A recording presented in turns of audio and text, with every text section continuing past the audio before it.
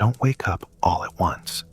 First comes sensation, the coarse fabric of your mat beneath your back, the chill of the stone floor creeping up from your bare feet. A sharp mix of smoke and dried herbs scratches the back of your throat. Somewhere, water drips. Somewhere, a mouse scurries. Your eyes remain closed, but you already know it's morning, and you are in Pompeii. You slowly open your eyes. Above you, a ceiling of rough wooden beams, patched with darkened clay. Through one narrow crack, a single ray of light slips in. It touches the floor, slicing a bright line through the dimness. But this isn't the soft glow of sunrise. This light is red, almost bloody, as if not the sun, but Mars himself had risen from Vesuvius to cast his gaze over the city. You sit up, your joints crackle. You're not young, but not old either, just a body shaped by labor.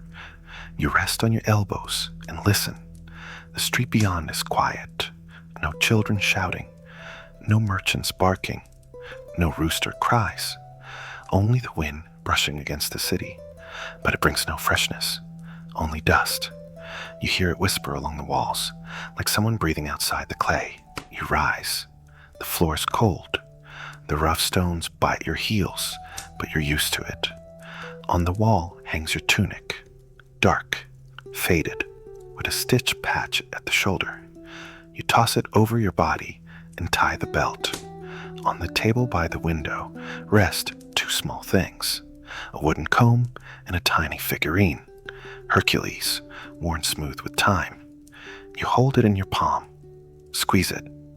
Today holds no promise, no disaster, no miracle, just another day. You push aside the heavy cloth that hangs as a door. The morning light stabs your eyes. You blink. The whole courtyard is washed in ochre.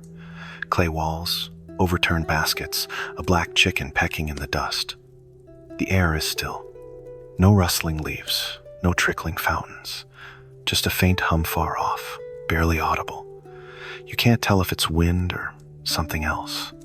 In the corner sits your neighborin old woman with skin like dried figs. She says nothing, just stares at the sky. You follow her gaze. The sky is wrong. Thick, heavy like soaked linen. The color neither blue nor gray, but a metallic bronze streaked with red. Above the mountain Vesuvius, a faint haze coils like smoke from a massive hearth or fog. You blink again, and it's gone, or hidden. You move to the water jar. Lift it. Empty. You remember you didn't go to the fountain yesterday, or you postponed, or simply forgot. You place the jar back down. It clinks against the clay shelf. A thin crack runs along the rim. Not a good sign. Inside, the air smells of old wine, oil, and roasted lentils. A string of garlic hangs on the wall, shriveled and brittle. A cat scratches in the corner. You grab a chunk of bread from the table, dry, hard, and silent hand chew. It scratches your throat. Near the door, your sandals wait. You slip them on, fasten the straps, and step outside. The city greets you with silence. Pompeii never sleeps. There's always a voice calling, "Fresh fish," or "Who's seen my goat?" or "Bring more coal." But today, only footsteps. A few people pass. No one hurries. Everyone looks over their shoulder. Everyone feels it. You walk along a wall, painted with fading frescoes. Once bright, now dulled by time and dust. A woman with a cup, a man in a wreath. Scenes of joy. All frozen in plaster as if the painter knew life was short, and color even shorter. You reach the square. The fountain doesn't pour only drips. The temple guard nods at you. But there's worry in his eyes. He coughs. His face is flecked with ash. You want to ask from where, but you don't. You already understand. Then the ground trembles. Just a breatha shifting weight beneath your feet, like a giant exhaling below the city. Everything freezes. Even the birds, you realize there haven't been any all morning. Not a chirp, not a flutter, just stillness. You head toward the potter's shop, closed, cracks along the doorframe. You knock. No answer. You return home. Along the way, a man carrying a basket of dates walks past. He looks at the sky. He says nothing. People whisper last night. There were lights above the mountain. The air has turned bitter. Someone saw a snake slither away from the temple. But you don't believe in signs. You believe in the stone beneath your sandals. You step back inside. The fabric curtain stirs, though there is no wind. You sit against the wall, stare up at the ceiling. You grip the little Hercules tighter. And then you hear it. A sound, deep, slow, as if the mountain itself took a breath. Not thunder, not a blast, a warning. The earth beneath you is alive, and it's preparing something. You don't know yet that this will be your last day. You think there is still time. But somewhere, deep inside, a cold certainty begins to grow. Not fear, anticipation. You step back into the courtyard, and the light has already changed. It's stronger now, but not brighter. The walls glow with a strange amber hue, like dried blood under sunlight. Shadows are long and sharp, bending across the ground like the limbs of twisted trees. Your sandals crunch softly against scattered dust, finer than sand, already clinging to your toes. The air tastes of iron. You pause and take a slow breath through your nose. It's dry, bitter. The familiar scent of olive oil and clay ovens is absent, replaced by something metallic, faintly sulfurous. You can almost feel it on your tongue, like the sting of biting into something old and wrong. It's not the air you've known all your life. This air feels borrowed, temporary, as if the city itself is holding its breath. You glance to your left. The family next door, husband, wife, 2 boys are gathered around a clay basin. The father pours water over their hands, while the mother murmurs a prayer. The older boy scratches at his arm, his skin already irritated by something unseen. The younger stares upward, unblinking. You follow his gaze. Above, the sky seems deeper, not in color, but in weight, as if the heavens have thickened, grown too close. Clouds don't move. They hang like curtains of wool, streaked with rust, colored veins. The top of Vesuvius is gone no hidden behind a veil of smoke. Not the kind from kitchen fires or burned fields.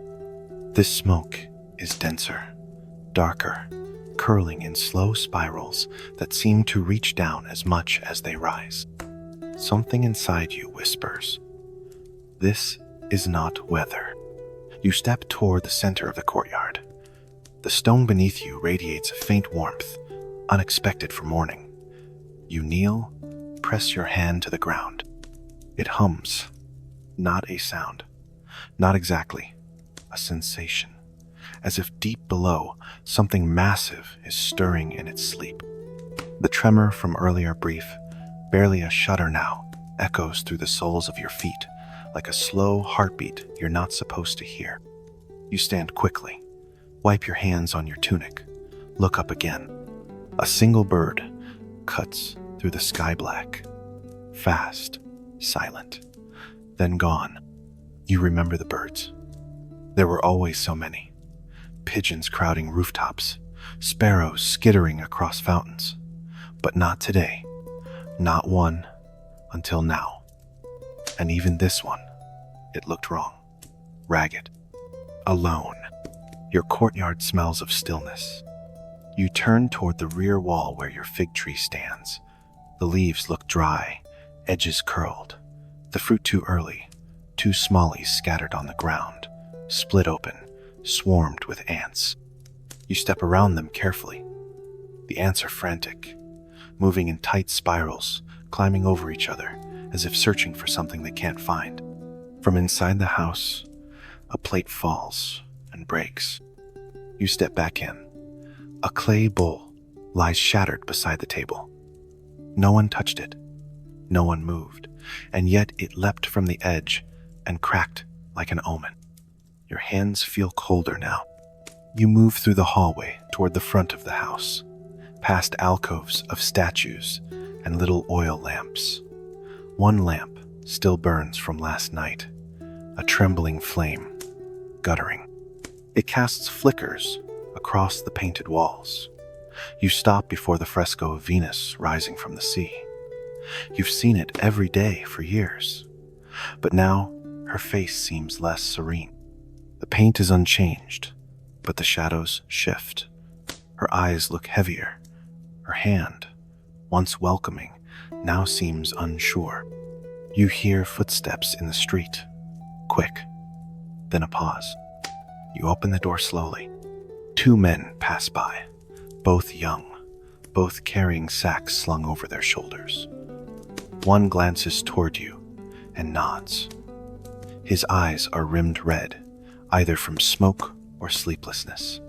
The other doesn't look up. They say nothing, but their pace, their tensionet, says everything. Across the way, the baker's shop is shuttered. That never happens. Not this early. Not ever. Bread should already be cooling on the racks by now, scenting the air with yeast and ash. You step outside. The street is not empty, but it's quieter than it should be. A woman walks past, arms full of linens. Her feet move fast, sandals slapping the ground. A dog barks once from a distant alley and falls silent. Somewhere, someone yells about a broken cart. The normality is there but thinner, as if painted over something else. You turn the corner and reach the small shrine at the end of the block.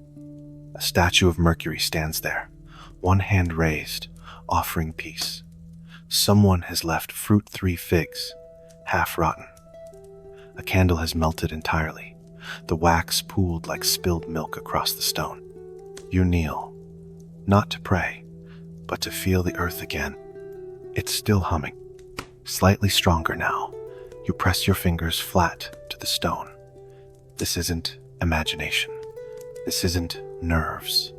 The ground beneath you breathes, unevenly, deeply. A chill travels up your arms. You rise, brush off your hands. Your neighbor is approaching now, Cassia, the midwife. She walks slowly, hands wringing her apron. "Have you seen the sky?" she asks. You nod. "And the water," she continues. "It's cloudy this morning. The well at the template smells foul, like eggs left in the sun." She doesn't wait for you to reply, just continues on. Her shoulders sag, her sandals drag. Back in your home, you take a seat on the low bench in the courtyard's edge. A jug of watered wine sits nearby. You lift it, sniff. Fine. You take a sip, cool, bitter. You set it down. Then another sound comes. Not from above, not from below, but all around. A low, rolling groan, like the bowels of the world shifting. Pots rattle. A crack appears in the plaster near the doorframe. Tiny, almost nothing. But it wasn't there this morning. You sit still for a long time, watching it. Just the crack, the way it grows imperceptibly, like time itself, a line drawn by the gods across your wall.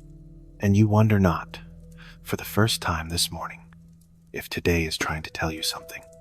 You decide to go to the market, not because you need anything urgent, though the bread is gone and the water jar sits empty, but because you need to move. Sitting still only deepens the pressure in your chest, the silence, the trembling, the smoke above the mountain. It presses on you like a thick blanket in summer. You need noise, people, something normal. You step back out into the street. tugging your tunic tighter around your shoulders, even though the air is warm. The breeze is strange, a gendry, dusty, not from the sea but from the land, from the east, from Vesuvius. As you walk, you pass neighbors. Faces familiar, but not the expressions. Their mouths move the same. Their gestures are the same, but something in their eyes. It isn't the day they expected either. The streets grow busier as you near the market square. The sounds of clattering wheels, voices rising and overlapping, the cries of vendors calling out over each other. It should feel comforting, but it doesn't. You arrive. The Forum is there, as it always, his grand columns casting long shadows, stone steps worn from years of sandals and carts.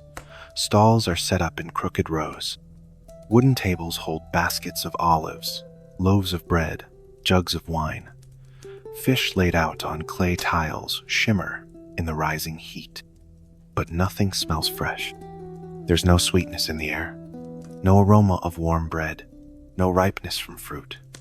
Just the sharp sting of smoke in your nose and a faint metallic taste on your tongue.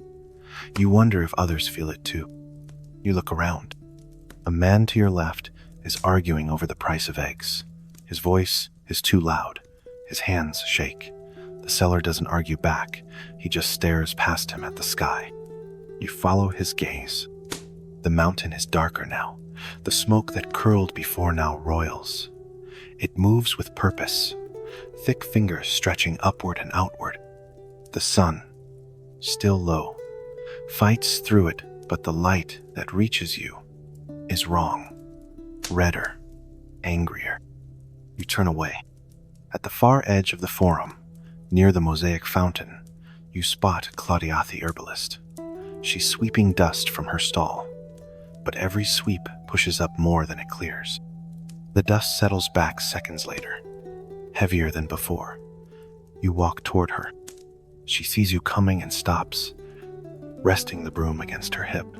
"Bad morning," she says, without smiling. You nod. It's too quiet. She looks around. Too loud, too quiet, too something. My birds didn't sing today. Not one. You glance at her cages, hanging empty behind the stall. She always brings her songbirds. They draw children. They make people stay longer. Today, they're gone.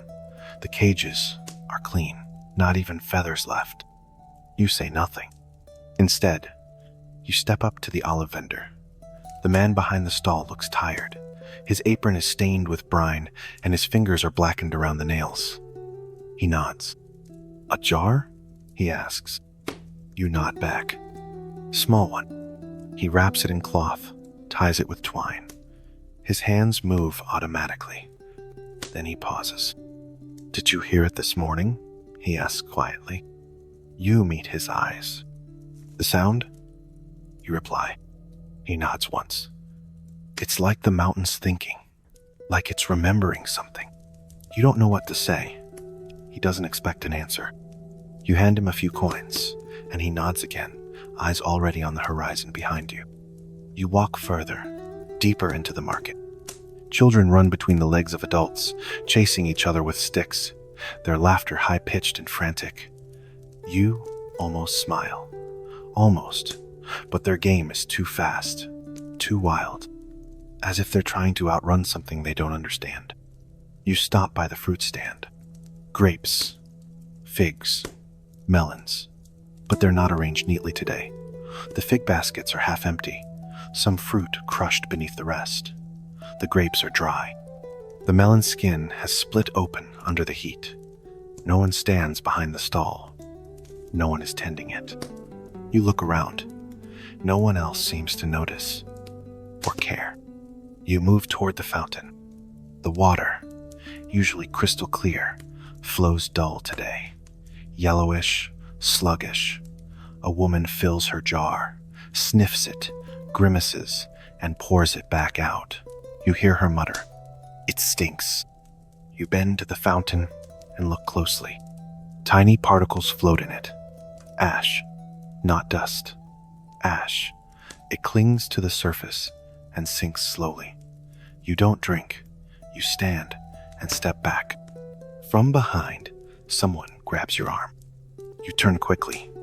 It's Lucius, your cousin. Face pale, breath short. "Come with me," he says, "just for a moment." You follow. He leads you down a narrow alley, away from the forum, between two silent shops. He stops before a wall and points. You squint. At first, you see nothing. Then, there it is. A hairline crack running from the base of the wall to the arch above. Clean, new. You reach out and touch it. The stone is warm. Lucius leans close. "That wasn't here yesterday." You both stare at it for a moment. He shakes his head, rubs his temple, mutters, "I don't like this." Then he turns and walks back into the square, leaving you there. You linger. You place your palm flat against the wall. Feel the vibration, subtle, like a living thing, restless and shifting beneath your touch. Back in the market, voices have grown louder. People argue now not just prices, but rumors. It's just the gods. They're angry again. The ground cracked near the baths. I saw it myself. My dog ran off last night and hasn't come back. You weave through them. The crowd pushes in both directions, restless, irritated, unsure whether to stay or leave. And above it all, Vesuvius. It looms larger now. You don't know if it's because the sky is darker or because the smoke has thickened, but it looks closer, more awake. You clutch the cloth-wrapped olive jar to your chest and begin walking home. But the city feels different. The market gave you no comfort, only confirmation. Something is happening, and it's not done yet. The walk home feels longer than usual. Your sandals scuff against the cobblestones, stirring pale dust into the air. It swirls in odd patterns low, heavy, almost reluctant to settle. Each step seems to echo louder than it should. The wind, when it moves, comes in stuttering breath shot, dry, and laced with a strange, acrid scent. You pause at the corner of Via dell'Abbondanza, staring down the long, sun-stained road. It should be bustling at this hour. Merchants rolling barrels, children running errands, a priest blessing a doorway. But the street is only half alive people, present but hollow. They move like sleepwalkers, glancing upward more than forward. And the whispers follow you. You hear them as you pass shaded archways and open courtyards. Half-formed sentences, broken by fear. Words hissed into ears like confessions. They say the river fish are floating. The sky turned black over Herculaneum. I saw birds falling, just falling from the sky. Each whisper burrows deeper into your thoughts. You reach your own street and slow your pace. A dog lies motionless in the shadow of a crumbling wall. Its ribs rise and fall alive, but only barely. Its eyes are open, dull, staring into nothing. It doesn't flinch as you pass. You remember the baker's terrier used to bark at every shadow. You haven't heard him today. From one of the nearby houses, a man stumbles into the road carrying a jug. You recognize him, Marcus, the stonecutter. He's red-faced, sweating, muttering to himself. He lifts the jug and drinks deeply, then throws it at the ground. It shatters, splashing wine across the stones. "Madness," he shouts. "We sleep while the gods boil the mountain." He collapses to his knees, sobbing. Two neighbors rush forward to help him. One glances at you eyes wide, begging you not to ask questions. You don't. You keep walking. Your courtyard greets you, like a memory too still, too unchanged. But there's ash on your bench. Just a thin layer, like dust, but darker. You run your fingers through it. It clings to your skin, You wipe it on your tunic and go inside. The air in your home is warm now, thick and unmoving. The small window you left cracked is now closed, though you don't remember shutting it. You check the shutters loose. Maybe the wind slammed them shut. But there is no wind anymore. You sit for a moment. You listen. Nothing. Not even the faint clatter of pots from neighboring kitchens. No children's laughter. No hammer from the forge. You light an oil lamp. Though the sun is still up, the flame flickers violently, though there's no draft. You watch it sway left, right, left, then stabilize. You turn away, unsettled. Your neighbor calls your name. You step outside. Cassia, again the midwife. Her apron is stained with something dark. Her hands tremble. There's a crack in the floor of my kitchen, she says quickly, as if afraid the words might turn solid. And the milk turned sour overnight. I swear it. You nod, unsure what else to do. We should go to the temple, she continues, glancing toward the smoke-choked sky. The priests must know something. They must. Her voice trails off. A low rumble cuts through the silence. It isn't thunder. It isn't close. But it's there beneath the city, beneath your skin. A groaning, grinding growl that makes your bones hum. You and Cassia lock eyes. You say nothing. She nods once and hurries off. You stay behind. Above, the sky is thickening. The light is no longer golden. It has gone flat washed out, the color of old parchment, tinged at the edges with violet and copper. The air stings your throat now, even when you're not breathing deeply. Across the way, someone's laundry hangs forgotten. The sheets stir once, then hang limp again. You hear a distant crash. You walk toward it. Half a block away, a section of wall has crumbled. Stones lie scattered across the alley. A man picks through them, cursing, searching for something. He finds a small statue. Venus, arm broken off, brushes her with his sleeve and tucks her into a pouch. Another rumble, stronger this time. You stagger slightly, reach for the wall. Your palm presses against the plaster and feels heat. Not warmth from the sun, real heat from the stone itself. You back away. A group of people passes you in silence. They carry sacks, jugs, cloth bundles. One woman holds a baby wrapped in linen. No one speaks. Their eyes are on the horizon. You hear someone shout, "The harbor! They're heading to the harbor!" And for a moment, you wonder if that's the answer. To run, to board a boat, and leave this place behind. But it still feels like a bad dream. Like a long, heavy breath before waking. You return home. The courtyard is dimmer now. Ash falls gently, barely visible, but present. It collects in corners, gathers on the edge of the fig tree's leaves. You sit and watch. You listen. You wait. The whispers on the wind grow louder, and they are not all human. You wake with a jolt. You hadn't meant to fall asleep, not with ash in the air. Not with that weight on your chest, but your body gave in, even if your mind hadn't. A dull ache presses against the back of your skull. Your breath is dry, metallic. Your mouth tastes of dust. You sit up on the courtyard bench, and the world seems different again. Darker. The sky, only an hour ago, the pale brown of dried leaves, has now thickened into a ceiling of soot. The light filtering through isn't golden or warm, it's a strange flat gray tinged with green, like a storm that forgot its rain. You hear it before you see it. A groan long and slow rises from below. It's not the groan of wood or wind or any creature.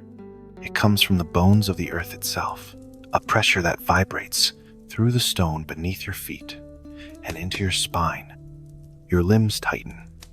The hair on your arms lifts then silence, then a pop, a short, snapping sound, sharp as a bone breaking. You flinch, and then you see Itat, the edge of your courtyard wall, a crack, thin but growing. It slithers up from the floor, like a snake made of shadow. You rise. The ground beneath your left foot feels uneven, slightly sunken, as if one stone is lower than it should be. You step back. Another soft, cracking noise echoes from within the wall near the doorframe. You approach it slowly. You place your fingers on the plaster. Warm. The heat is stronger now. Not surface warmth from sunlight. Real, internal heat. Like a kettle beginning to boil. You pull your hand away and glance around the room. The vase on the table has shifted, tilted slightly to one side. Your lamp, still burning low, now sputters, as if choking. The silence outside is gone. People are shouting, not words, not yet just noise. Panic, forming in the throats of those too scared to say what they're thinking. You step outside again. Your neighbor's house has a jagged crack running from its foundation up to the second-story window.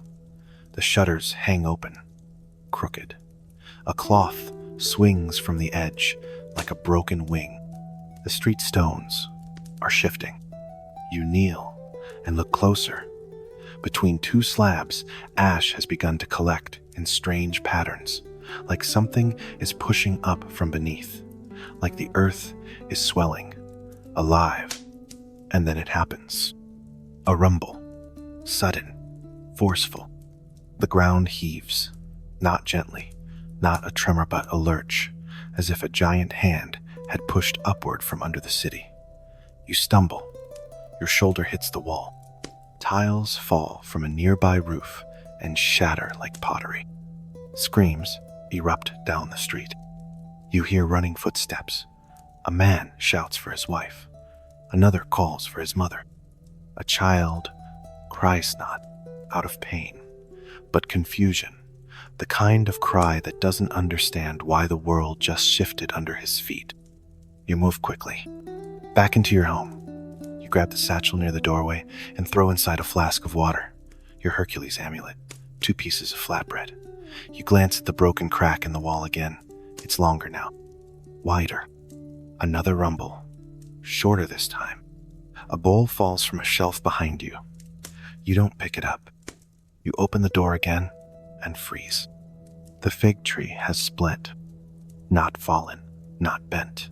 Split. Right down the middle of the trunk. Its branches hang limp, leaves curling inward like fists. A swarm of insects crawls along the exposed wood. You've never seen them before. You hear voices gathering at the end of the road. You walk quickly toward them. At the intersection, a group has formed. 20, maybe 30 people. Some carry baskets, others hold infants. One woman grips an old wooden idol to her chest and mutters prayers through her teeth. Cassia sees you. They say the temple cracked, she says. The god's house. There's a fissure down the central aisle. You can barely respond. From the north end of the road, someone shouts, "The aqueduct, it's leaking." Another yells, "The stones are breaking near the baths." It's happening everywhere. You stand still in the street. Around you, the walls tremble with each tremor.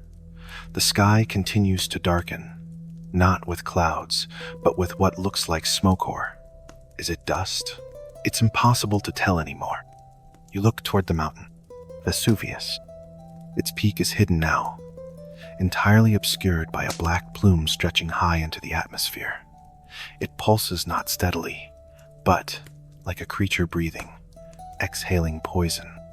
And then, as if to confirm what your body already knows, the ground beneath you shifts once more. You fall to one knee. The earth cracks open not far from you. A jagged line splits the road, steam hissing from its depths. The stone glows faintly at the edges red, like a slow burn. People scream and scatter. You crawl away from the fissure, breathing hard, heart pounding in your throat. Your hands are covered in gray dust. Your knees sting. You push yourself up and look around. No one is calm anymore. The whispers are gone. Only voices now. Loud, fearful, frantic. You see a young boy running in circles, shouting for his father. An elderly man kneels beside a statue of Jupiter, rocking back and forth. The city is cracking. Not just the stone. Something deeper. The confidence. The order. The illusion of permanence. Everything that was solid is breaking. You don't remember walking. Your legs carried you, somehow away from the cracked road, past the bleeding stones, through streets that no longer belong to memory. You move as though in a trance, surrounded by noise, yet locked in silence. Faces pass you, blurred. Names you once knew become shapes without meaning. The sky is changing. It's not just the color now. It's the shape, the way it moves, or doesn't. You stop in the middle of an open plaza, half the stalls overturned, the fountains dry, and you look up. The first thing you see is the light. It's not sunlight. That's long gone. This is a glow that comes from behind the clouds, if you can still call them clouds. They swirl like smoke, but hang motionless, painted across the heavens in sweeping arcs and unnatural curves. Deep inside them, colors shift and pulse. Not gold or blue, but copper, violet, and sickly green. The light flickers, not like lightning, but like a flame trapped behind a curtain. It illuminates the city in strange bursts too bright, then too dim, as if the gods are turning the sky up and down like a torch in a shaking hand. People around you begin to point. One woman falls to her knees, clutching her chest, whispering, "It's the eye. It's the eye of Pluto." You follow their gaze. Above the mountain above, where Vesuvius once ended and the smoke now begins, there's a shape, circular, slowly turning. It doesn't move like a cloud. It holds its form, perfect, silent, unblinking. A ring of fire with a hollow center, like the pupil of something massive looking down on you. No one can explain it. You feel your heartbeat in your ears. Your vision tunnels. The air has gone thick, as if soaked in oil. You try to breathe, but every inhale burns a little deeper. A child near you begins to scream. Not a cry, not fear. A scream, a sound pulled from the gut. He stares upward, trembling, his hands clamped over his ears. His mother grabs him, but he kicks and writhes. "It's singing," he sobs. "Don't you hear it? It's singing inside my head." You listen. At first, you hear nothing. Then, something. A faint tone, high and low, at once, impossible to locate. As if it's not in your ears, but inside your chest, your teeth, your bones. It vibrates through you like a breathless hum. You're not sure if it's real or something your mind has created to fill the growing void. The sky shifts again. The ring collapses inward, then blooms outward, pulsing, rippling across the heavens. The light behind it flashes once, white hot, and the entire city gasps. Shadows dance wildly across the broken streets. Roof tiles rattle. A pillar falls somewhere nearby with a deafening crash. A man screams, "The gods are coming!" Someone else shouts, "No, it's not gods. It's the mountain. The mountain is opening." You turn to the horizon. The black column of smoke above Vesuvius is wider now, thicker. Within it, bursts of orange-red pulse like a beating heart. You see flashes lightning.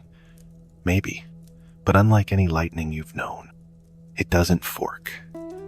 It spins, spirals, webs across the sky, and vanishes into the ash. More voices now. Criers in the street. Religious men dragging symbols of every god they can carry. A woman throws wine on the stones, pleading with the earth to calm. A man rips off his tunic and screams at the sky, daring it to strike him. And above you, it all continues. The strange wind returns. Not a breeze, a pull. It doesn't push it, draws in. Like the city is being inhaled. Ash rises in streams, swirling upward in slow, dancing columns. Your hair lifts. Your skin prickles. You stumble backwards into a wall, gripping the stone for balance. You look again to the sky and feel suddenly watched. Not by people, not by anything with a name, but by the sky itself. A consciousness. Ancient. Vast. Not evil. Not good. Simply enormous. A thing that sees you the way you might see a grain of sand. Not enough to hate, just enough to step over. And you realize you are not witnessing the wrath of a god. You are standing inside the breath of the earth. A cough is coming, and you are in its throat. It begins softly. A few flakes at first, like snow, but wrong. The color is pale gray. The texture, dry and sharp. They fall in silence, swirling lazily at first, drifting between rooftops, caught in corners of courtyards. You watch as one lands on your arm. It burns. Not immediately. At first, it's just warmth unexpected from something that feels like dust. But within seconds, the skin beneath begins to sting, as if the ash is alive, chewing at your flesh. You brush it off quickly. A red mark remains. You look up. The sky is falling. Ash pours downward now, not in flakes, but in sheets. It moves with a terrifying rhythm, heavier than any rain you've ever known, but silent. There is no sound, but the rasping whisper of it landing. On rooftops, on stones, on faces. It coats everything, covers color, buries shape, a white death pretending to be snow. You pull your tunic over your mouth. The air changes, becomes thicker. Every breath now tastes of chalk and metal. It coats your teeth, your tongue. You swallow reflexively, and it sticks to your throat. Breathing becomes effort. Each inhale scratches like glass. Around you, the city changes. People run, heads covered, robes pulled tight. No one can see clearly anymore. The air is gray. The streets are vanishing. Where once you could see the temple steps 2 blocks away, now you see only outlines like ghosts of the city. You take a step, and your foot sinks slightly. The ash is already that thick. It clings to your sandals, weighs them down. With each movement, it rises again, like smoke kicked into motion. You blink rapidly. Your eyes burn. A man runs past you screaming. You can't tell what he's saying. His voice is hoarse, panicked, lost in the weight of the sky. He vanishes into the fog of ash seconds later. You never saw his face. You duck beneath an awning. It helps slightly. The ash still drifts in from the sides, but less. You try to breathe shallowly. You wipe your face.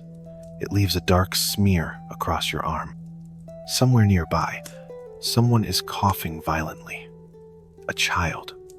Then, another. You peer through the veil of ash. People are gathered at the center of the street, holding cloths to their faces, backs hunched, shielding one another. A woman clutches a jug, turned upside down empty. Another man pours water from his mouth into the cupped hands of a girl, too young to understand what's happening. You step out again. It's only been minutes. The city already looks buried. The ash is ankle deep now. The white-gray powder blankets the roads, the steps, the plants, the people. Nothing moves quickly. Everyone walks like they're wading through snow or fear. You can't hear the mountain anymore, but you know it's still screaming. You can feel it in the ash. You can feel it in your teeth. You reach the courtyard of your home. It's no longer familiar. Your fig tree is invisible beneath the powder. Only the highest branch still pokes through, twitching slightly. The stone bench is a white lump. The door frame is already half covered. You push through. Inside, the air is only slightly clearer, but the ash has already seeped in. Through windows, through cracks. It creeps across the floor like water. It gathers in bowls. It coats your bed. You sit down. You try to think. You cannot stay here. Not anymore. The roof groans above you. The weight of the ash. You hear a tile slide. Then another. You bolt upright. You grab your satchel. Inside water. Stale bread. The amulet. You wrap a damp cloth around your face. You tie it tight. It stings your skin. It's not enough, but it's something. You open the door again. The world is white and gray. Shapes shift. People are barely people. Any more just moving shadows wrapped in cloth. You begin to walk. Every step is harder than the last. The ash is heavier, now mid-shin. Your knees ache. Your lungs burn. The cloth over your mouth grows damp, then wet. You resist the urge to pull it away. You see someone fall. They try to rise. Their arms flail. The ash pulls them downward, as if the ground itself has become hungry. A man reaches for them. Fails. He turns. Runs. You keep moving. Not because you know where to go, but because if you stop, the ash will take you too.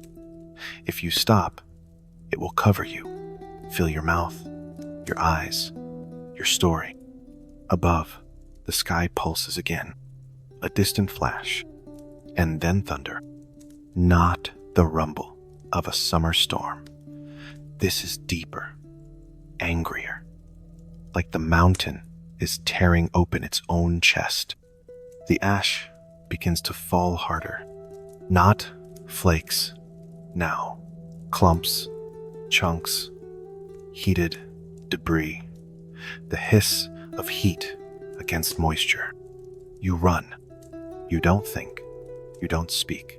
You don't feel anything but the weight of the ash trying to pull you under. The world has turned to dust, and you are still breathing only because you keep moving.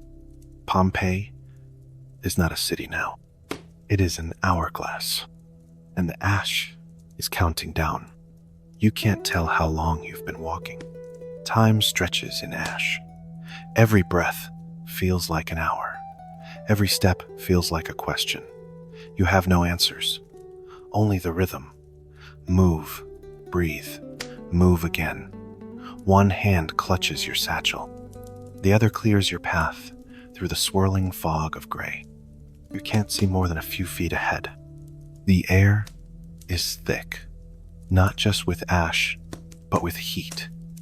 It wraps around you like steam from an angry bath, but dry course. The ground underfoot shifts with every step. It's no longer a road. It's a dune of dust and ruin.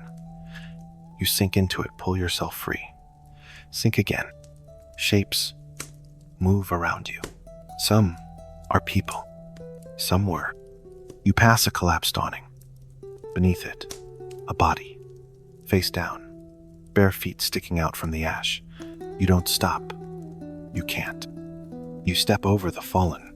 Murmur a prayer you're not sure you remember right. You turn a corner. The street ahead is choked with debris. A cart has overturned, its contents buried. Jugs, baskets, a wheel half sunk. Two figures are digging frantic, shouting over one another. You recognize one. Felix, the leather worker. His wife was inside when the tremor struck. You try not to look at his hands. They're bleeding. You try not to listen to his voice. It's breaking. You step back. You choose another path. Every decision feels final. The alley to your right is narrow but clear. You take it, Stone walls rise on either side tall, cracked, swaying. The ash muffles sound here. Your footsteps vanish behind you, consumed instantly. You hear your breath. You hear your heartbeat. You hear the wind howl above the rooftops like a dying animal. Something crashes behind you. You don't look back. You run now. Your legs burn. Your lungs sting. Your eyes pour tear snot from sorrow, but from grit. Your mouth tastes of iron and panic. You stop beneath a wooden overhang. Double over. Spit black onto the stones. You press your hand against the wall for balance. The wall is hot. You pull your hand back. A child appears suddenly out of the ash. She stands in the street, barefoot, hair matted with dust. She looks at you, eyes wide. One hand clutches a bundle of cloth. You step toward her. "Where's your family?" you ask, though your voice is almost gone. She doesn't answer. She just turns and runs. You hesitate, then follow. She weaves through the streets with ease. Her feet know the stones. Yours don't anymore. They betray you. You trip once, catch yourself. Again, you nearly fall. You lose her near the baths. She vanishes into the ash, like a dream. You stop. You can't follow. Ahead, steam rises, not smoke, but true steam. The public baths have cracked. Water hisses against falling cinders. You step back. The air here is worse. The moisture clings to the ash, turning it to sludge. It pulls at your legs like wet clay. You circle left. Every road is blocked. Collapsed beams, burning carts, panicked citizens. Some run, some kneel. Some stand perfectly still, staring into the sky as if waiting for an answer. You reach the market square, or what's left of it. The stalls are gone, burned or buried. Statues lie face down. The fountain is dry, split, a jagged wound in the earth. People gather here, dozens, maybe more. They hold each other, shout names, cry out for guidance. No one leads. You hear someone say, "To the gate, the sea gate." A ripple moves through the crowd. You join it. You move together, dozens of souls, choking, stumbling, clutching cloths to their faces, stumbling over each other through knee-high ash. The wind changes. Suddenly, you can see more briefly. A gust pushes the ash to the side like a curtain. The gate is visible. So is what's coming. Above Vesuvius, the black column is no longer just smoke. It glows narrowed, orange, white at its heart. You see it rise. You see it pulse. And then, a sound. No, not a sound. A roar. A voice too big for the world. It hits you in the chest. The crowd screams. People drop, clutch their ears. You do the same. Your knees hit the ash. Your hands cover your head. It doesn't help. The noise is inside you, in your bones, in your thoughts. Then it stops. And the silence that follows is worse. You open your eyes. The sky is black. Not dark black, as if painted with ink. No sun, no shape, no up, no down. Just a swirling curtain of nothing. You rise. You walk. One foot, then the other. The gate is closer now. You feel the tide of ash rise behind you, like a wave about to break. And you run, because there's nowhere else. Because you must. Because you're still alive. And Pompeii is not. You run because there's no time left to walk. Behind you, the sky is no longer a ceiling. It's a fist, clenching tighter with every second. The air is darker, now so thick you could carve it with a knife. The ash isn't just falling, it's attacking, filling your ears, your nose, every crease of your skin. It weighs down your limbs. It scrapes your eyes.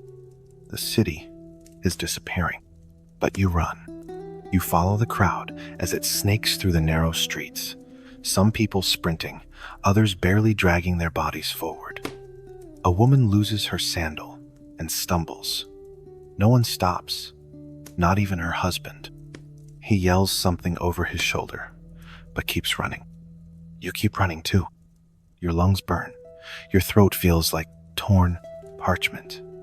The cloth over your mouth is wet, useless now. You rip it off. Gasp for air. Choke. Try again. Ahead, the path narrows an alley between two tall buildings. The crowd slows, then jams. People push forward. A man shouts, "Move, move!" But there's nowhere to move to. You're pressed between bodies, shoulder to shoulder, breath to breath. Someone cries out there's a collapse ahead. Stone and plaster have fallen into the alley from one of the upper floors. The way forward is blocked. Some turn around, others climb. You choose to climb. Your fingers dig into the ash-coated wall. You pull yourself up onto a cracked ledge. Another person grabs the edge beside you, slips. You reach for them. Your hand touches theirs, but they're pulled away by the surge of the crowd. You don't look back. You throw yourself over the rubble, land hard. Your ankle twists slightly, but holds. You keep going. The sea gate is near. You can smell salt now barely, but it cuts through the ash like a memory. Sharp, cold, real. Another street. A child clings to a statue's base, screaming for his mother. You pause, just for a second, long enough to see someone else reach for him. Carry him. Run. You turn. You don't know who they are, but they matter now. Every step forward is stolen from the fire behind you. You pass what used to be the forum baths. The roof is gone. The inside is blackened. You see figures inside huddled, unmoving. They didn't run. You did. You reach a hill, the final rise, before the lower city. The sea gate is beyond. You climb. Your legs scream. Your breath is broken glass. The world is screaming against one splitting, air howling, fire rising. At the top, you look down. There it is. The sea gate. Half buried, but open. Crowds pour through. Beyond it, water. Boats. Small ones. Few. Too few. You stumble down the hill, half running, half falling. The slope is slick with ash, and your feet slide. You use your hands to stay upright. Scratches open across your palms. Blood mixes with dust. You reach the bottom. The gate is packed. Men with ropes shout orders. One at a time. Wait first. We can't take more. People push, beg, offer coins, jewelry, anything. The men shout again. Coins can't float. You push forward. A hand grabs your shoulder. It's Lucius, your cousin. His eyes are wide with fear. His face is barely visible behind a mask of ash. He pulls you close. "We're trying to get Mother aboard," he says. "Help me." You hesitate. You see her as Mother, your aunt. She's collapsed near the gate wall, coughing, her lips cracked, her eyes unfocused. You look at the boats, some already pulling away. Lucius pleads, "Please." You move to her. Help lift her. Her body is limp. You carry her with Lucius, step by step, toward the water. The gate shakes behind you. A roar rises not from people, but from Vesuvius. The earth trembles again. You reach the shore. The boat ahead is full. Someone yells, "One more." You help lift her aboard. Lucius climbs in next. He reaches for you. The boat rocks. A man shouts, "No more." You look back. The ash cloud has reached the gate. You look forward. Lucius holds out his hand. You shake your head and push the boat. It glides forward. He screams her name. You turn and run again, because someone else still needs help, and the ash hasn't stopped falling. You barely make it 10 steps before the scream reaches you. It isn't one voice, it's 100. It rises behind you like a wave made of sound. Fear, fury, surrender. You turn back. The sea gate is breaking. The stone arch above the entry splits down the middle, slow at first, then fast, a line like lightning across ancient marble. The pillars tremble. Dust pours down in sheets. People scatter. Then the collapse begins. A deep crack louder than thunder splits the sky and the earth at once. Stone rains down. The arch gives way. The gate falls. You flinch as the first impact hits the shore. The roar is deafening. Stone crashes into stone. Sparks fly from shattered carts. Ash explodes upward in clouds, blinding everything. You cover your face with your arms, stumble backward, trip. You fall. The ground shakes violently. The worst yet. A true quake. The kind that bends buildings and rips roads apart. You feel it in your spine, in your teeth. Beneath you, the earth flexes like a living thing, then cracks. Somewhere close, a wall collapses. Screams vanish under dust. You crawl to the base of a statue, grab its pedestal. You press your back against it, heart pounding, unable to breathe. The statue above you groans. You look up. Cracks race across its legs. You roll away just before it falls. It crashes beside you, stone fingers outstretched, face split open. You don't stop to mourn. You run again. But where? The boats are gone. The gate is gone. The sky is gone. What remains? Ash. Ash in your eyes. Ash in your mouth. Ash in your ears. The world is white and gray and fire-colored underneath. You reach what was once a fountain. Now it's a crater. Steam rises from beneath the broken stone. Water hisses and boils, mixing with ash into a sludge that grabs your feet and refuses to let go. You climb onto the edge, panting, sweating, shaking. All around your ruin. The buildings near the gate lean at impossible angles. Walls hang open, showing the insides of homes' beds, tables, half-eaten meals, sandals still waiting at doorways. Nothing was ready for this.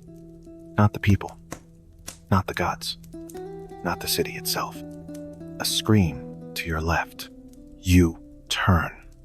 A man buried to his chest, pinned beneath a beam. He reaches out. You step toward him. Another quake. The beam shifts then crushes him completely. You freeze. A numbness spreads through you. You don't cry. You don't speak. You keep moving. Back toward the hill. Back toward anything. You climb slowly now. The slope has changed. It's steeper. Covered in rock. Ash. Bodies. Every footstep is a gamble. One wrong move, and you'll slide back into the pit. Halfway up, you collapse to your knees. You cough until you vomit. Black and bitter. You wipe your mouth. Your hand comes away red. You climb. At the top, you turn and see the city. Pompeii is disappearing. Not burning. Not crumbling. Disappearing. Ash devours the streets. Roofs collapse beneath its weight. The sky spits lightning not white, but red and green. The mountain glows, know its throat open, its fury no longer hidden. A column of smoke climbs higher than any building. Inside it, fire. Then the sound comes. Not from the sky, not from the mountain, from within you. A deep, slow, howl-like time itself has been wounded. The final cry. The gate is gone. The sea is unreachable. And you are alone. You kneel. You bow your head. And for the first time all day, you stop running. You walk like a ghost.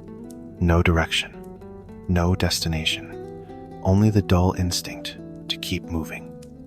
Your legs shake. Your skin burns. You can no longer feel your fingers. You cough again, violent, sharp. You spit black onto gray stones. And then you see it. At the end of the broken road, past a toppled column and a chariot half swallowed by ashlight. A flickering glow through the smoke. A temple, the temple of Apollo. You blink to make sure it's real. The smoke shifts then, parts just long enough to confirm it. The stairs are cracked. The columns split. The roof has partially caved in. But the fire still burns. Someone has kept a flame alive. You move toward it, step by step, wading through ash up to your knees now. Each footstep takes more effort.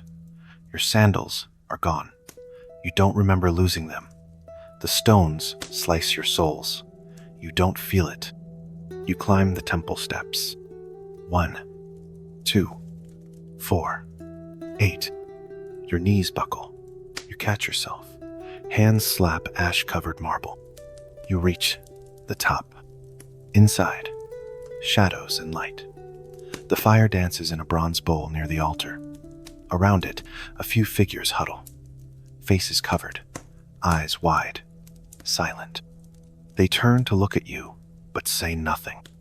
You stumble inside. The heat from the brazier kisses your face. You kneel beside it. Your hands stretch out, trembling. For a moment, you close your eyes and simply exist between fire and stone, between breath and collapse. You look up.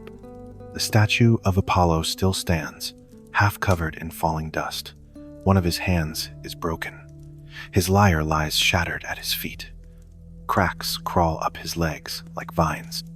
But his face remains intact, serene, distant, untouched by fire. You wonder if the gods can still see you. Someone places a cloth-wrapped jug beside you. You turn. A woman, older. Her lips are cracked. She points to it, then walks away. You drink. Warm water. Thick with ash. But it goes down. You cough again. You cry, but only in your chest. No tears come. The ash has dried them. The temple is quiet. Outside, chaos continues. You hear it. The distant roar of Vesuvius. The sharp crack of stone. The occasional scream. But inside, only whispers. The crackle of the flame. The shuffle of someone shifting their weight. You lie down. The floor is hard, but warm near the fire. You close your eyes just for a moment, just to stop seeing the sky fall. You dream, not of gods, not of safety. You dream of a garden, green, quiet, and then the mountain screams again. The temple shudders. Dust rains down from the ceiling. One of the remaining columns groans. A chunk of stone falls, smashing the far corner of the room. A figure near it yells, scrambles away. You sit up, eyes wide. Cracks spread across the floor. The fire sputters. One of the worshippers begins to pray aloud.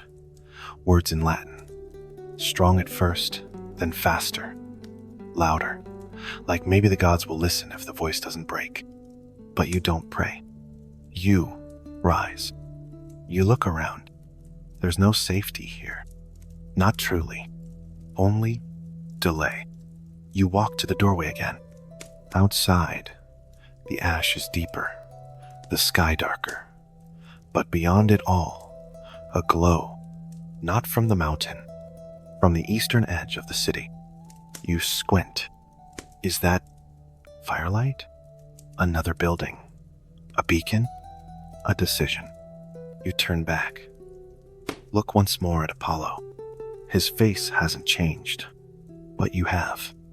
You step down from the temple and walk again, because still, you live. You descend the temple steps like a pilgrim leaving a forgotten god. The brazier's warmth still clings to your skin, but it fades quickly, devoured by the cold breath of the ash-laden air. Every exhale turns thick in your throat. Every blink leaves grit behind your eyelids. The weight of the mountain returns to your shoulders. You step into it anyway. The city before you no longer resembles Pompeii. It is a shape in the dark, an outline painted in flame and dust. What was once clear, a street, a plaza, a shop, is now barely geometry. Angles consumed by the soft, crawling weight of volcanic snowfall. But there is light. To the east, where the hill dips gently into the merchant quarter, fire glows through the haze. Not the blood red of the volcano's heart. This is orange, flickering, alive. A fire, not from earth, but from man. You head toward it. The ash now reaches your thighs, in the lowest places. You move like a swimmer in sand. Muscles scream, ankles twist, but still you move. You can't stop. You won't. Something in you, not fear, not faith, only instinct. You follow the fire. You pass the skeleton of a market stall. A half-burned cart leans against a broken column. Behind it, a dog lies motionless, half covered in soot, its ribs sharp and silent. You murmur something. Maybe its name, or yours. You don't stop. The fire grows nearer. It dances along the edge of a collapsed villa, a house you once delivered olives to. The painted doorway is black now. Smoke rises through the remains of the atrium roof. Shadows flicker behind crumbled walls. You turn a corner and freeze. People, at least a dozen, maybe more, huddled near the flames like moths near the last sun. Most sit on stones, some kneel. One man lies curled under a half-burnt blanket. Another pours water from a cracked amphora over his daughter's face. Her eyes are closed, her lips are pale. No one looks up as you approach. You move quietly, unsure if you're welcome or if welcome still exists. A young woman notices you first. Her face is ash-streaked, but her eyes are clear, wide, tired, alive. "You can sit," she says simply, "but don't speak." You nod. You sit. The fire crackles. The silence, though heavy, is less lonely here. The warmth bites into your frozen skin, waking nerves that had gone silent hours ago. Minutes pass, maybe more. Then someone speaks. A man. His voice cracks. They say it's coming down the mountain. Not just ash now. Fire, rocks, the gods themselves. Another voice, dry as leaves. This isn't the gods. No one argues. You look up. The sky flashes again. Not lightning. Light. Blinding. Then gone. It leaves behind a deeper darkness. Blacker than anything you've ever seen. The firelight seems to shrink in response, as if it fears being noticed. You take a drink from your flask. Warm. Ash-filled. But it's enough. A child cries nearby, not loud, but with that hopeless whimper that only the dying night brings. A woman shushes him gently, rocks him. Her eyes are hollow. She looks right through you. You look away. Your gaze falls on the edge of the fire circle. A man is digging, with bare hands, through the ash. He doesn't speak, doesn't look up. His fingers are raw, red. The ash is darker where he digs. You rise, move toward him. He doesn't stop. You kneel beside him. Say nothing. Dig with him. He says, "She fell when the roof did." You nod. You keep digging. Eventually, your hand touches something solid. Fabric.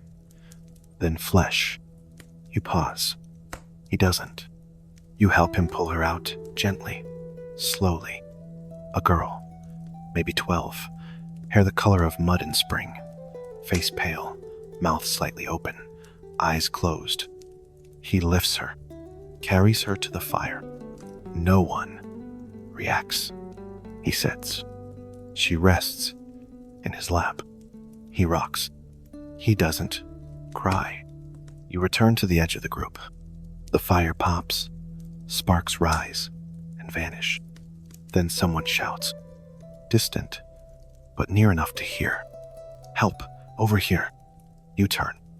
A figure runs into view, a boy, maybe 16, wild-eyed, mouth uncovered. His skin looks sunburned and broken. His hands wave.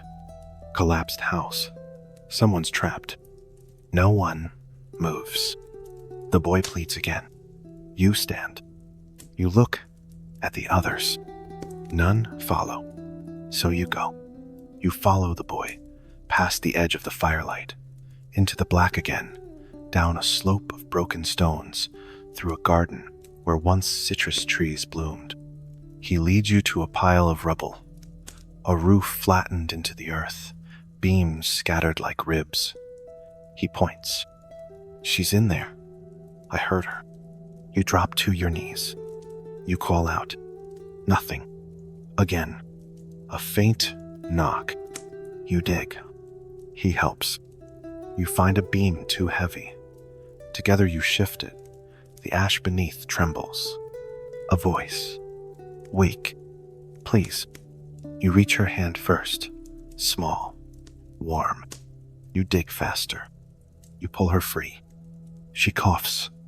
Chokes. Cries. You wrap her in your tunic. Lift her.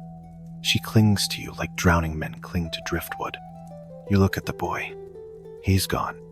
No footsteps. No sound. Just gone. You don't think about it. You carry her back to the fire. No one claps. No one cheers. They just make room. You sit. She falls asleep in your arms. The fire burns low. The mountain still growls. But here, for a few moments, you are human again. The fire is lower now. Not dead. Not yet, but fading. The wood burns slower, deeper. The crackles come farther apart. The light it casts no longer reaches the edges of the ruined square. The shadows have moved closer. You sit in silence, the child still asleep in your arms.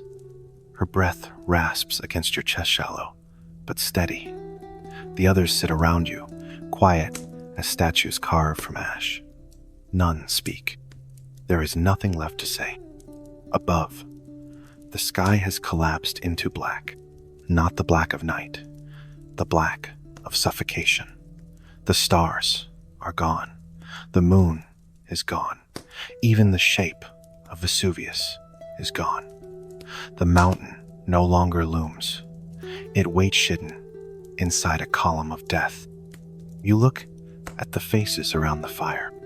The man with the burned hands still rocks his daughter. His eyes are unfocused. Beside him, the woman with the jug stares at the embers. She hasn't blinked in minutes. The child she holds no longer moves. To your left, someone murmurs a prayer. Faint, repetitive, not desperate anymore, just mechanical. A rhythm of words to fill the space where certainty used to be. You lean your head back against the stone wall behind you. The surface is hot. The kind of heat that isn't from fire, but from pressure, from something rising beneath your feet. You lift your hand and press it to the wall. It hums. You feel it in your wrist, in your jaw, in your teeth. You pull your hand away. You listen. No more screams. No more running. Only wind. But it's not the wind you knew. It hisses like steam. It tastes of copper and dust. It doesn't move the air, it replaces it. You breathe shallower now. The air has weight. You look to the fire again. The embers blink like tired eyes. A piece of wood collapses. Sparks fly upward, then fall back down. No wind to lift them. No sky to catch them. You glance at the girl in your arms. Her brow is cool. Her fingers twitch. A dream, maybe, or a memory. You wonder what she's lost today. A home? A mother? A name? You reach for your satchel. Still slung over your shoulder. Still carrying the flask, now nearly empty. The Hercules amulet. The last crust of bread. You break it in half. You eat one piece.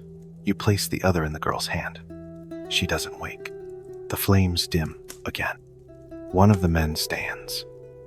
Slowly. He looks around. "We should move," he says. No one responds. He clears his throat. There's a grain storage near the amphitheater.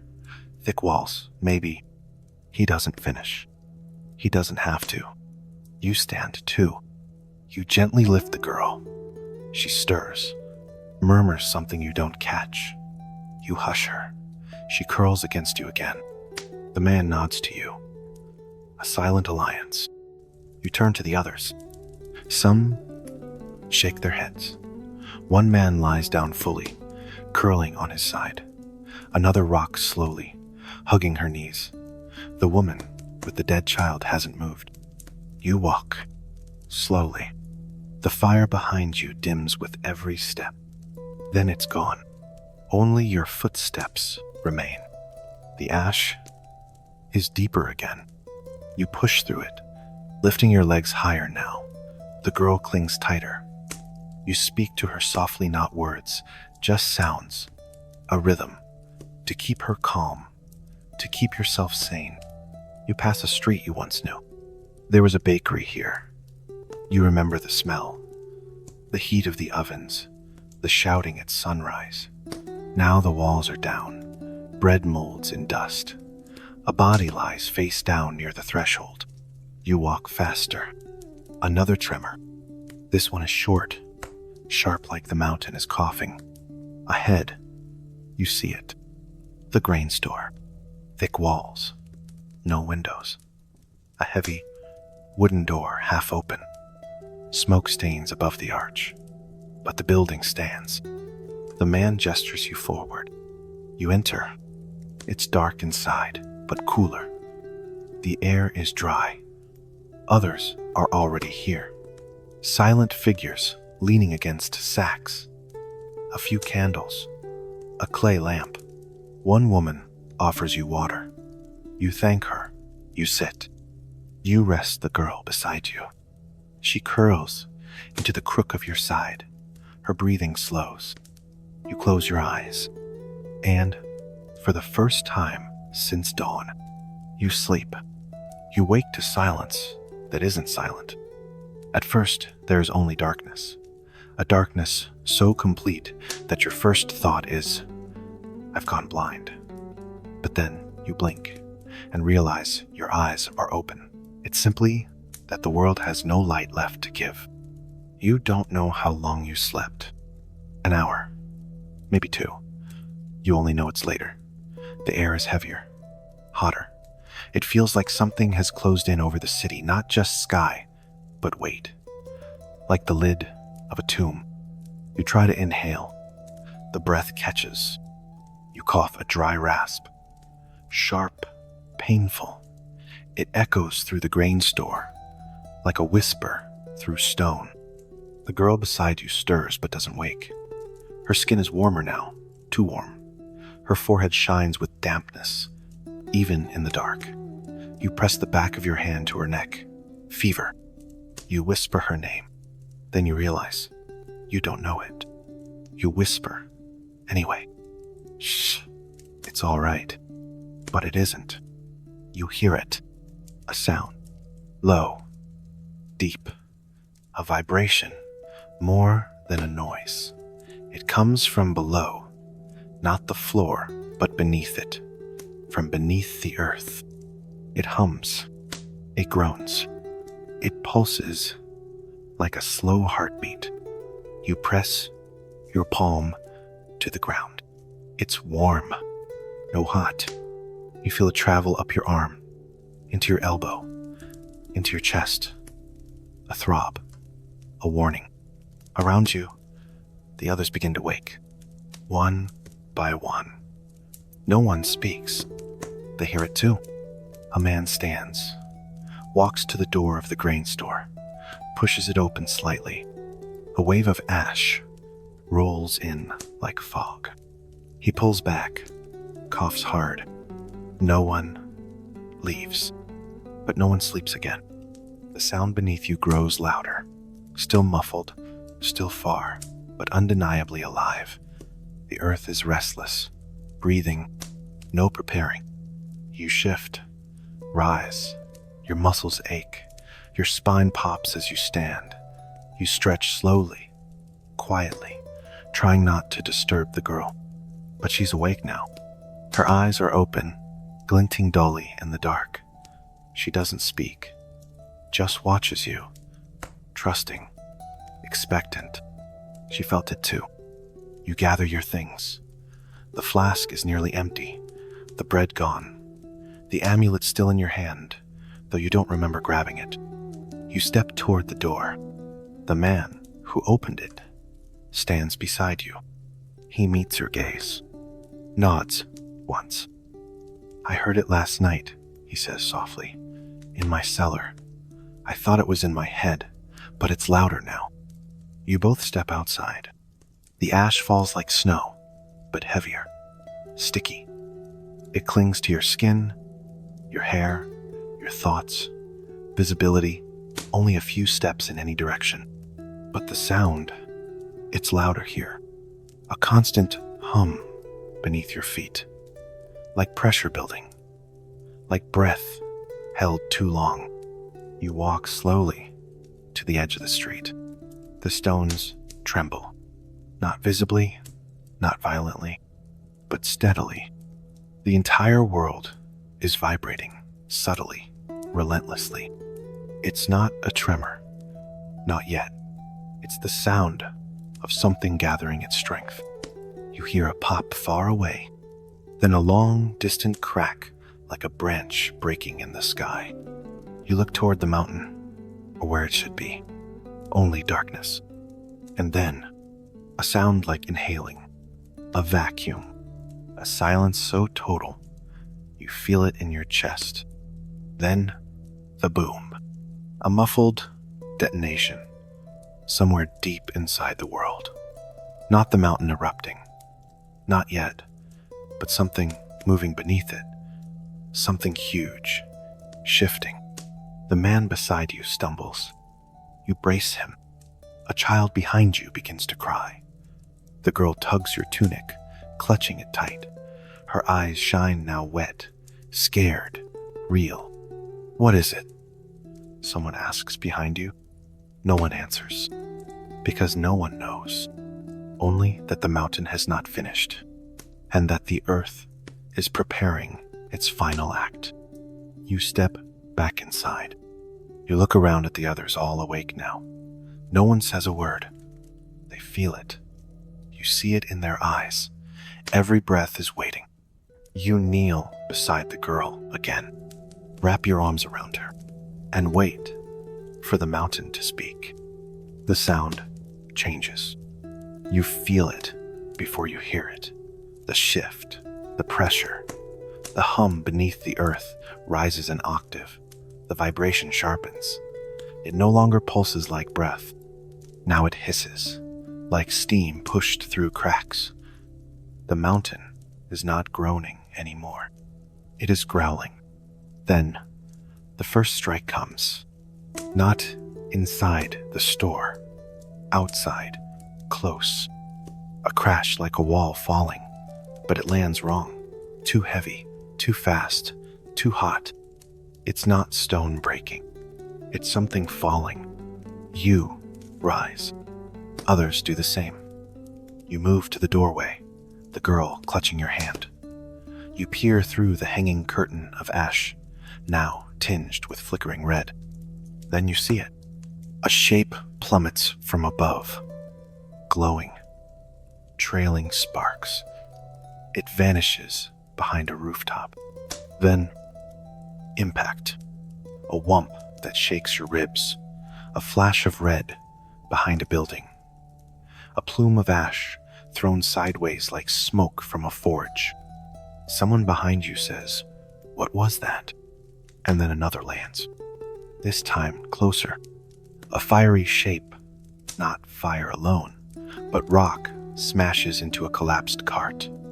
The wood explodes in orange and splinters. Embers shoot in all directions. The fire doesn't die, it spreads. You step back. It's started. The fire isn't just in the mountain now. It's in the sky, falling. You pull the girl behind you. People inside the store are shouting, now real shouting, not whispers. The illusion of safety has cracked. Every head turns to the roof above, every eye tracking the growing red flickers through the ash fog. You run back inside, grab your satchel, throw your arm around the girl. Someone calls out, "We have to move." Another, "Where?" You look up. The roof creaks. It wasn't built for this weight.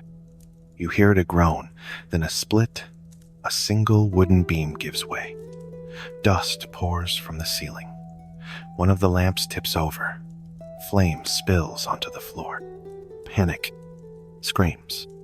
The girl clutches your waist. You lift her. You run. Others do too. Out the door. Into the red-tinted storm. The world outside is unreal. Ash whirls like smoke from a dying star.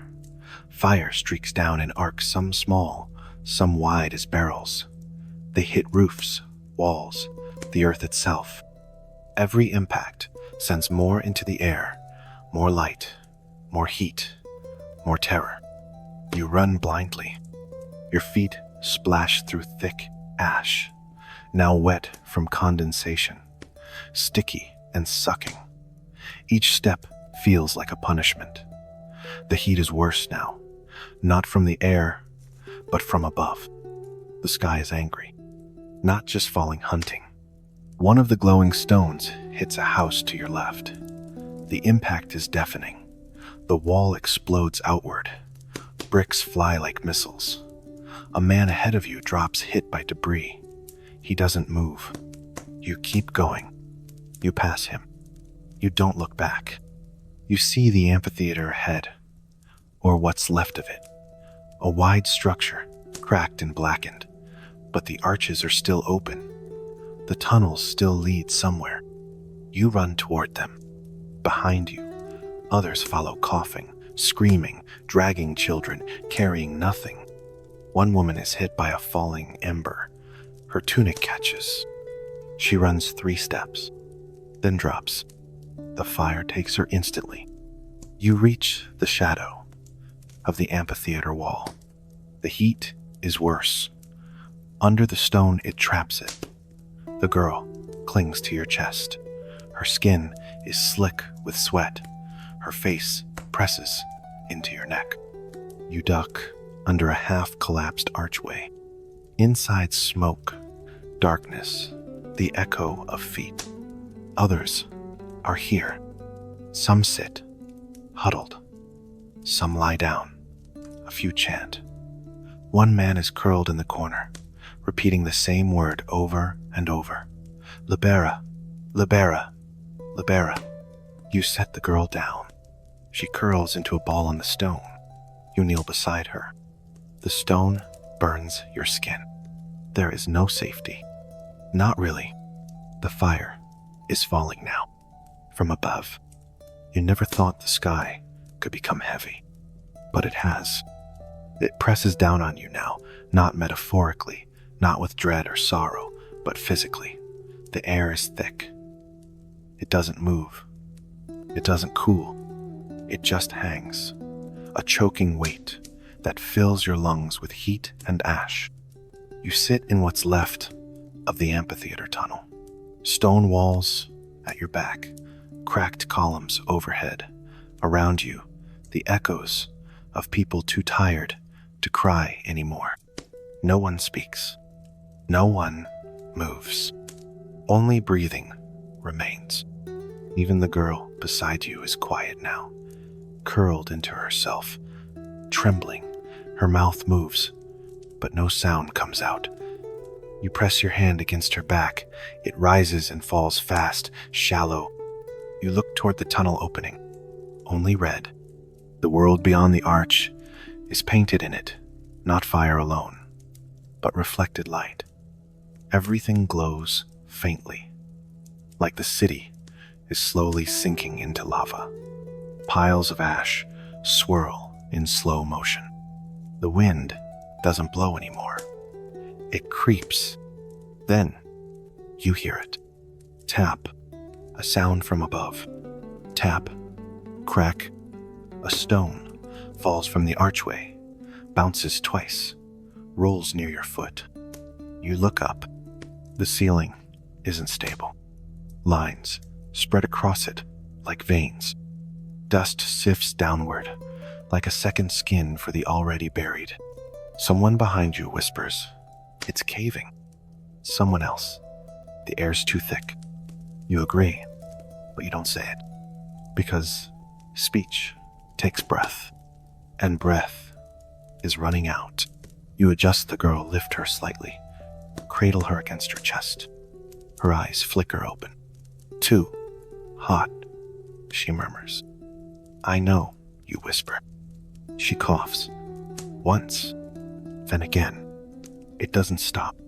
You shift to cover her mouth with your sleeve, but it's already soaked not with sweat, but ash.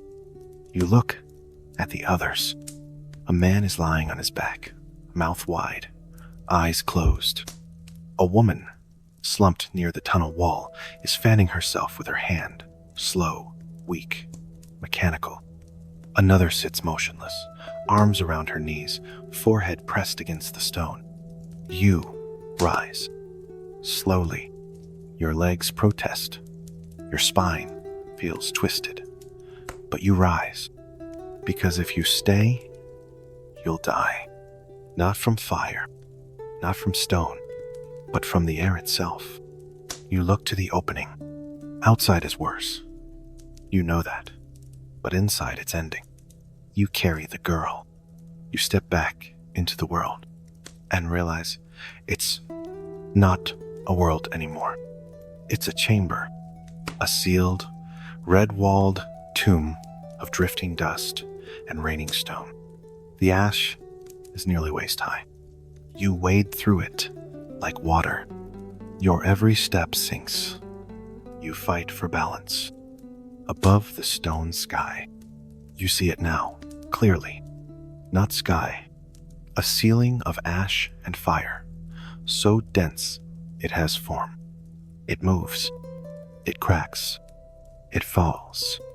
Small pieces, at first glowing pebbles, fiery flakes. Then, larger. You watch a chunk the size of your headland beside you explode into cinders. You cover the girl with your arms. Keep moving.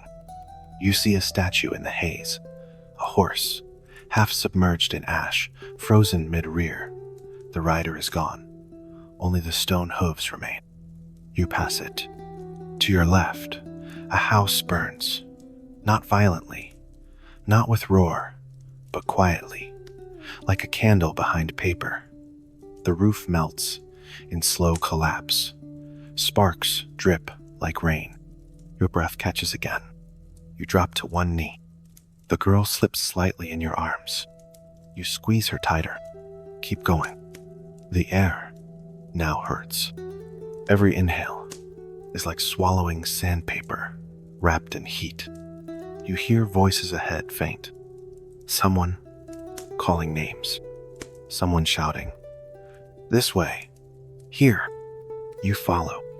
The ground trembles again. Not a quake, a shift. Like the city is settling into the mountain. You move faster. The girl sobs once. Her body is limp. You talk to her. Whisper anything. Stay with me. Just a little more. Hold on. You reach a collapsed wall. Climb it. One hand, then the other. You crest the top, and on the other side, an open space, cleared by collapse. A garden once, now a flat pit of ash. But there's a group, alive, building a ramp, digging a trench, covering mouths, moving with purpose. You step forward. Someone sees you, waves. You run. Your feet drag through the stone sky beneath you. But you run, because under this dead heaven, there's still motion. And maybe, just maybe, somewhere behind this collapsing world, there's air. The ash is in your mouth. It coats your tongue, clings to your teeth. When you try to swallow, it turns to mud in your throat. Breathing isn't just painful now, it's a negotiation. Every breath comes at a cost. You stagger into the clearing. A few figures are already there, half buried in gray. A man kneels beside a body, trying to resuscitate with hands that shake. Another woman pours water over a cloth and presses it to a child's face. Her fingers are trembling. No one looks like a survivor, only like those who've delayed death a little longer. You set the girl down on a slab of broken marble, maybe once part of a fountain. She doesn't speak. Her chest rises, barely. You lift her chin, try to help her breathe. Her lips are pale. Her skin's coated in soot. You feel helpless. You feel furious. You stand. You look around. This place, once open, once sacred, is nothing now but a pit, surrounded by the collapsed skeletons of homes. Smoke pours from every corner. The sky no longer rains, it smolders. And yet, your lungs scream. You need air, real air. You scan the walls. One side is lower, a place where the ash has drifted thinner. A few others have noticed. They're climbing slowly, using hands, knees, breath they barely have. You move to follow. The ground shifts underfoot, soft, unstable. You sink with each step, like walking through soaked parchment. You reach the incline, begin to climb. One hand, then the other. Ash pours down as you disturb it. Your arms tremble, your knees burn. Halfway up, your vision dims. You blink. No, the light is fading. You gasp. Try to suck in more air. Nothing. You panic. Your hand slips. You fall back a foot. You grab again. The ash gives way. Your body rolls. Then hands. Two of them. Someone grabs you. Pulls. You look up. It's a boy. No more than 16. Eyes wide, face black with soot, mouth wrapped in cloth. He doesn't speak, just pulls. You climb again. This time, with help, together. You crest the ridge. And then, you see it. The wind. It's real. Beyond the rise, air moves again. The ash is thinner. The sky is still gray, still cruel, but lighter. You can see through it. You fall to your knees and breathe.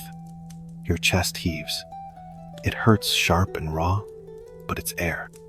The boy sits beside you, pulls off his cloth, coughs into his arm, laughs once, short and broken. You look back. Others are following, staggering, crawling, lifting each other. You rush back down the slope, stumbling through ash. You reach the girl. She's unconscious now. You lift her. Her weight is less now. Or you're numb. You carry her back to the ridge. The boy helps. Again. At the top, she coughs. Once. Then again. You press her to your chest. You whisper to her, "Breathe. Please." She inhales.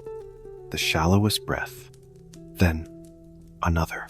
Color touches her lips. She's not saved, but she's breathing. Behind you, others reach the crest. The pit below is collapsing. A final groan, deep, resonant. The ground falls inward, swallowing the stone. But here, on this thin ledge of cracked soil, there is air. And for now, that's enough. The wind is thin, but it moves. And that alone feels like a miracle. You sit on the edge of the ridge, the girl's head resting in your lap. Her breathing is slow but stronger. Her chest rises and falls without help. For now, around you, others do the same. A scattered group of ghosts, faces gray, eyes rimmed with red. No one speaks. No one needs to. You've all come from the same pit. You all carry the same silence. Eventually, you stand. You scan the horizon or what's left of it. The city lies broken before you. Once straight roads now twist through heaps of collapsed stone. Temples, villas, and shops reduced to piles. Archways buckle inward. Columns lean like drunks. The familiar layout is gone. Nothing is where it used to be. You spot a road, or something like one. It stretches forward, half buried, a line through the rubble. It leads somewhere or nowhere. It doesn't matter. You help the girl to her feet. She winces. Her legs shake. You kneel, offer your back. She climbs on, without a word, arms wrapping around your neck, face pressing into your shoulder. You walk. The others follow, not because you lead them, but because you're moving, and that's enough. The road cracks underfoot. Each step is uncertain. Some stones shift, others collapse. You learn quickly to test before committing. The air stays thin. Above, the sky still burns. Not with fire now, but color. A deep, bruised orange. A pulsing red. The sun is lost somewhere in it, a dull smear trying to reach you. You hear a sound, distant, not the mountain, not the earth. A voice? You freeze, strain to listen. A shout, then a scream, then silence. You keep walking. You pass what was once a market. The stalls are crushed, wicker baskets melted. The scent of burnt figs still lingers, sweet, wrong, cloying. A man kneels beside a wagon. He holds something in his arms. You can't tell what. He doesn't look up as you pass. You step over a broken sign. It once bore a merchant's name. Now it reads only Pism. You move on. Everywhere, reminders of a world that ended hours ago. A statue headless. A wall half standing, painted with gods whose eyes have blistered away. A door swinging slowly in the breeze, though the house behind it is gone. You try not to think. You just move. The girl on your back breathes into your neck. Her warmth is an anchor. She's light, too light, but she's here. That's all you need. You reach a rise in the road. On the other side, more rubble. But beyond that green, you stop. Narrow your eyes. It's real. A garden? No, a grove. Trees, low ones. Their leaves gray with dust, but intact. Still standing. You move faster. The others behind you stir. Hope is a strange fuel. You reach the edge. There's a small path. Worn dirt. Untouched by stone. The grove surrounds it, olives. mostly. Their twisted limbs reach outward like hands. You follow it. It curves gently and opens into a field. Small, but open. You drop to your knees. The girl slides off, stands beside you. You both breathe. Above, the sky shudders. A long, low rumble rolls across it the mountain, still alive. You lie back on the warm earth, look up, and for the first time, in what feels like days, you see a piece of blue. You lie on your back in the grove, staring at the first blue sky you've seen since morning. It's not much, just a crack between clouds, a pale thread behind drifting ash, but it's there. And for a moment, everything holds. The wind stirs the olive trees gently. The girl sits beside you, legs crossed, her hands in her lap. She's humming, barely audible, tuneless, but it's sound. Others lie in the grass. Some drink the last of their water. A few laugh softly, a kind of broken relief. You hear someone praying, not loudly, not to be saved, just to be heard. And then the wind stops. Not slows, stops. The trees freeze. Your skin prickles. The girl stops humming. You sit up. The air has weight again. A pressure. Your ears pop. Others feel it too. You see it in their bodies. The sudden stillness. The tilt of heads. The frozen hands halfway to mouths. And then, the sound. Low at first, like a sigh across stone. It grows. You stand, turn toward the city behind you. The sky is boiling. A wall of black and red and silver rises in the distance, not just clouds, but matter. Smoke, fire, gas, ash, stone. The column towers upward, wider than anything human. It pulses, once, twice. Then, it breaks. The top bursts outward. A sound like creation in reverse. Not thunder, not explosion. Something older, deeper. The shockwave doesn't arrive right away, but when it does, it hits like a god. You don't hear it, you feel it. In your ribs, in your spine, in the back of your eyes. The ground lurches. The trees bend not in the wind, but under force. You fall to your knees. The girl screams. You grab her, cover her with your body.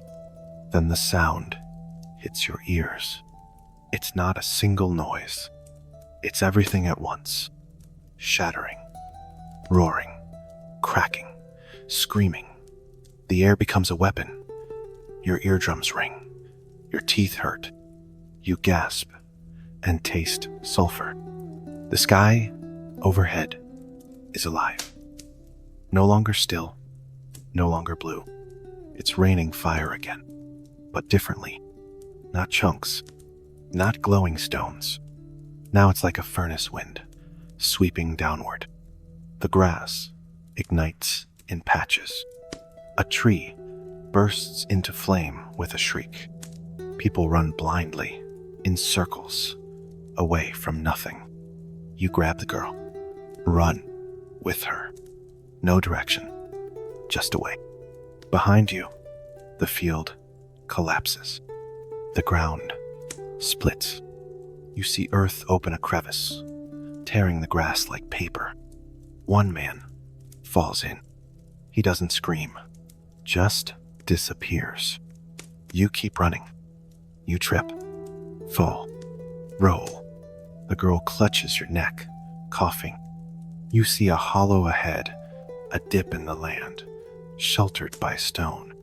You dive into it, cover her again. You don't speak, you just listen to the sound of the sky coming down. It goes on for minutes, hours, a lifetime. When it fades, it doesn't end. It drifts, slows, and leaves behind only darkness. You raise your head. Look out from the hollow. The grove is gone. Only embers remain. The city, what you can see of it, is gone too. Not collapsed, erased. And above it all, a sky with no color, only motion, only falling. Silence. Not quiet silence. The kind that pushes against your ears, like a weight. The kind that follows, screaming so intense, your body forgets how to hear anything else. You lie curled in the hollow, arms around the girl, her cheek pressed to your chest. Her breathing is shallow, but steady. She's warm. Above, the sky hangs red. Not fire now, not ash. Just color, a dull, unmoving red that glows without light. It looks painted, smeared across the sky like drying blood. You lift your head. Everything is still. The grove is gone, burned, melted, buried. The trees are black stumps. The grass is no more than curled ash. The earth has opened in cracks and ridges, some wide enough to swallow homes. And the city? It no longer exists. Where roofs once stacked neatly like tiles on a slope, now there is only terrain, gray mounds, a jagged outline where civilization once stood. The amphitheater gone, the temples erased. No voices, no footfalls, no fire, just heat, residual, like the breath of something vast that's only just exhaled. You sit up. Your limbs scream, not from injury, from fatigue, from sheer exhaustion baked into every joint. The girl stirs. Is it over? She whispers. You want to say yes, but the sky says otherwise. You help her stand. She clings to your hand. Her eyes wide, dry, empty, reflect the redness overhead. What now? She asks. There is no map for this. No road, no house, no temple to flee to. Even fear feels useless now, a tool from a previous life. You walk. The ground crunches beneath your feet, a crust of burned life, still warm. You step over the remains of something unrecognizable. Maybe a tool, maybe a limb. The girl looks away. You pass what was once a fountain, now a crater. A statue lies in pieces nearby. The face of a god, shattered. Its mouth is open, as if trying to scream at the end. You keep moving. To where? You don't know. The road you follow isn't a road, just a path where the ash is less deep. Every few steps, you have to lift the girl over a fracture in the ground. Time doesn't pass. It sinks. You look up. The red still lingers, and the silence deepens. At one point, you hear a sound, a single stone tumbling. You both stop, but it's just debris, shifting on its own, settling into its new, lifeless shape. You move on. Eventually, you find a ledge. It overlooks what was once the forum, the heart of the city. Now, it's a basin, flat, still, silent. You sit. The girl lies beside you, head on your arm. She's asleep before she finishes a breath. You stare out at nothing. And for the first time today, you realize you might not die in fire. You might not die in collapse. You might die in this silence, waiting, not for rescue, not even for morning, but for something human to return. You wake to a sound, not a roar, not a crack, not the scream of stone, just a voice, distant, dry. Hello? You lift your head. The girl beside you stirs, eyes half open. You wait, frozen, silence again. But then there it is, a second voice, this one closer. Someone. The wind is shifting slow, and soft, but enough to carry what it couldn't before. Voices. More than one. The girl blinks up at you. Did you hear that? You nod. You help her sit. She leans into you, still weak but alert. You listen. At first, only the wind. Then, footsteps. You rise, carefully, scan the horizon. They're across the basin, where the city center used to be. Shadows, figures, not many. 4, maybe 5, covered in gray, walking slowly, carefully, like you, like survivors. You stand up fully. You raise your hand. Wave. Nothing. You try again louder this time. Here, your voice cracks. It hasn't been used in hours. Still, it carries. One of the figures stops, turns, raises a hand. The girl gasps. They see us. You grab her hand and begin to move down the slope of ash, step by careful step. It's slow. Everything shifts beneath your feet, but you move. They're moving too. Closer. You call again, and this time, a voice answers. Male, older, careful, ground soft, ahead. You nod, though we can't see it. You keep moving. As you near each other, the details sharpen. A man in his 50s, face lined and burned, one eye nearly swollen shut. A younger woman with a limp. A boy dragging a cart with something wrapped in cloth. They stop a few steps away. There's a pause. Not caution, not threat, just disbelief. You all stare at each other. You speak first. How long since? Hours, the man says. Maybe days. Feels like both. The woman adds, You came from the south?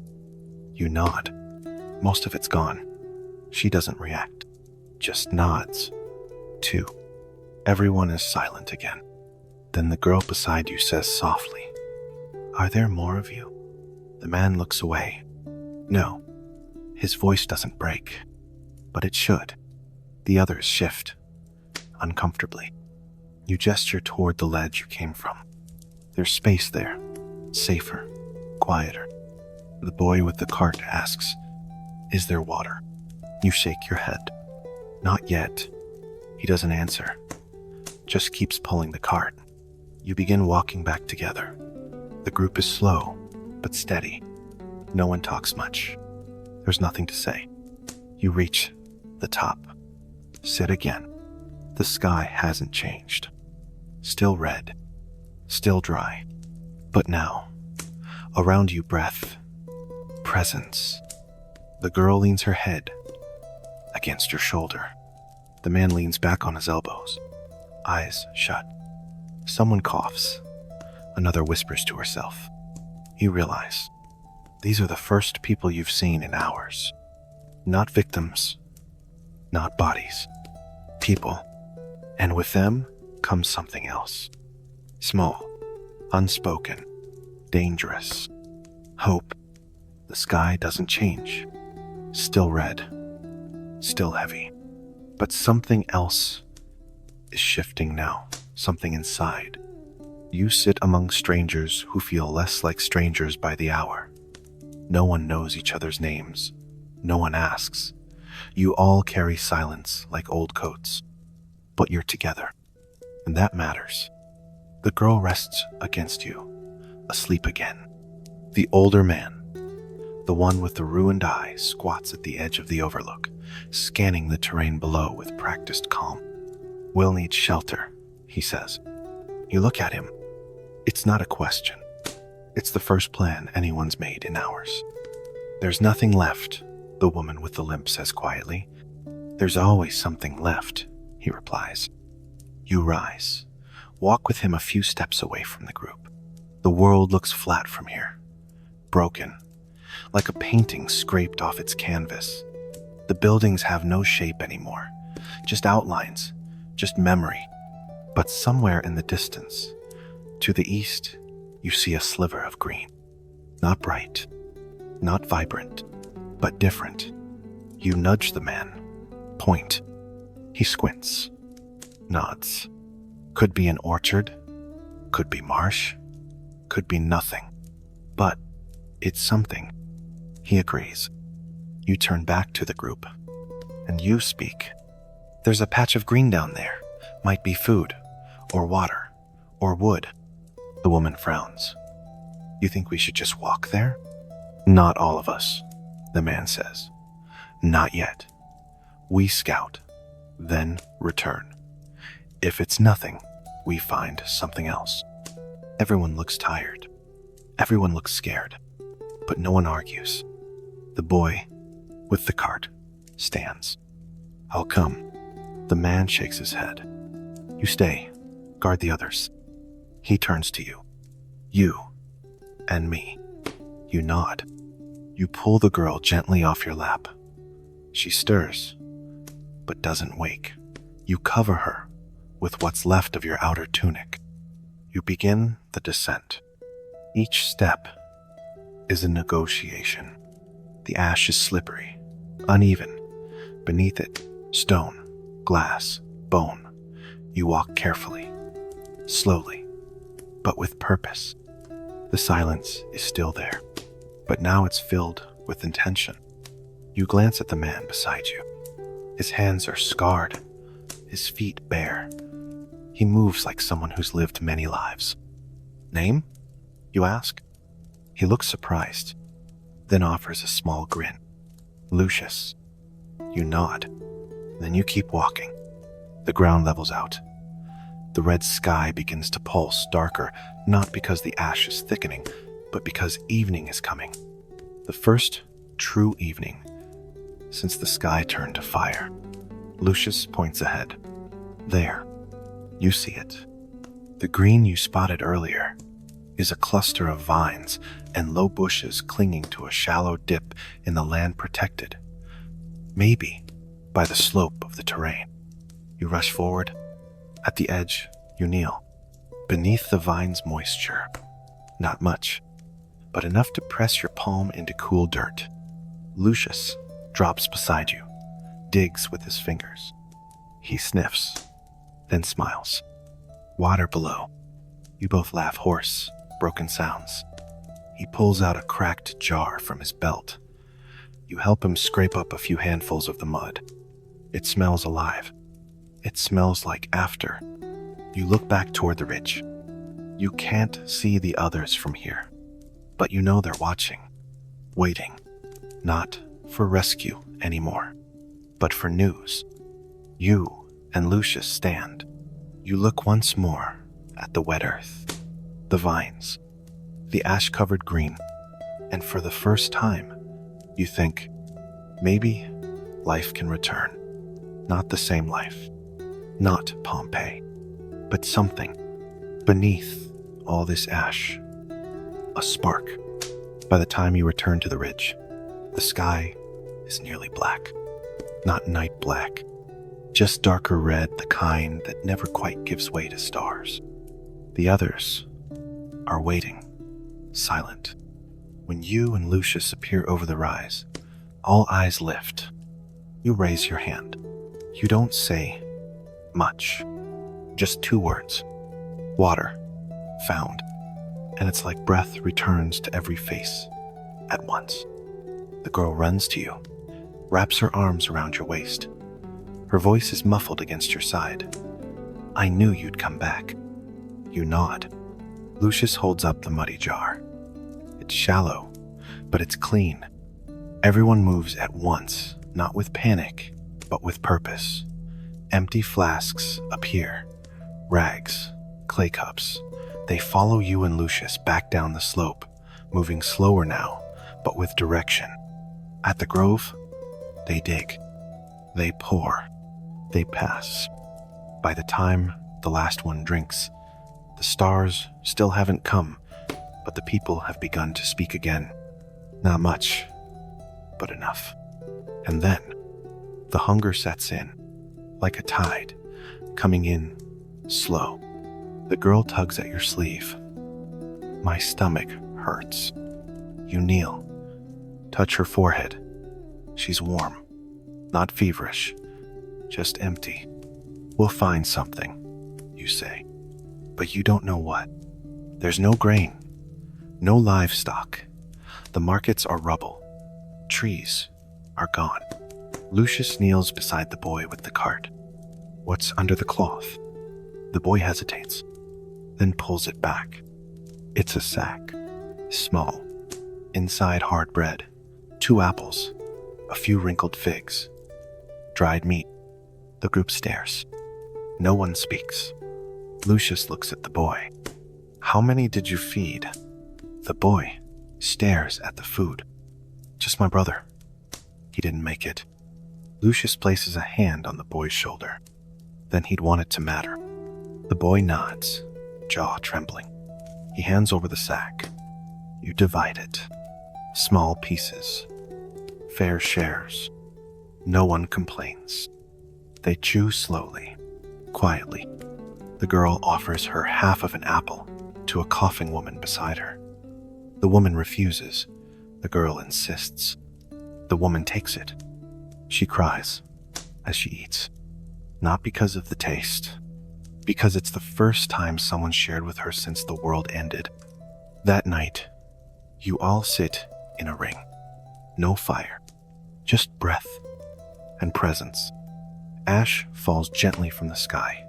It never stopped like snow without cold. And someone says it. Not loudly, not formally, just enough for everyone to hear. The ash eaters. That's what we are now. Lucius grins. Better than ash. Breathers. A few people laugh. Soft, strained, but real. You lie down beside the girl again. She leans against your chest, whispering, "Do you think there are others?" And you hesitate. Then say, "Yes," because even if it's not true, it should be. And maybe, someday, it will be. You awaken not to sound, not to smoke, but to light. Pale, cold, hesitant, but light nonetheless. You blink against it. It filters through the dust like a ghost of morning, soft and strange. The red sky has faded, just enough to let the world take on shape again. Not color, not yet, but form. You sit up slowly. The girl beside you stretches, yawns, and clutches your arm. It's morning. It feels like a lie, but it's true. Lucius is already awake, walking the edge of the ridge, scanning the perimeter like a soldier from a war that hasn't ended. Maybe never will. A few others are stirring. Some cough. Others whisper. No one cries. Not this morning. This morning, there is something else in their faces. Purpose. You stand, stretch, and for the first time since that terrible day, your body doesn't resist. Your joints ache, your back stiff, but you're alive. You help the girl to her feet. Together, you descend toward the grove. The ash is thinner now. Maybe it settled deeper.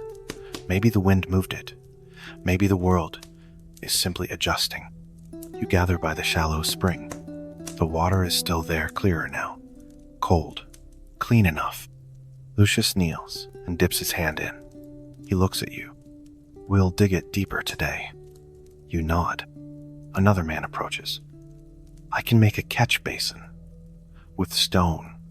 Slow drip, but safer. You nod again.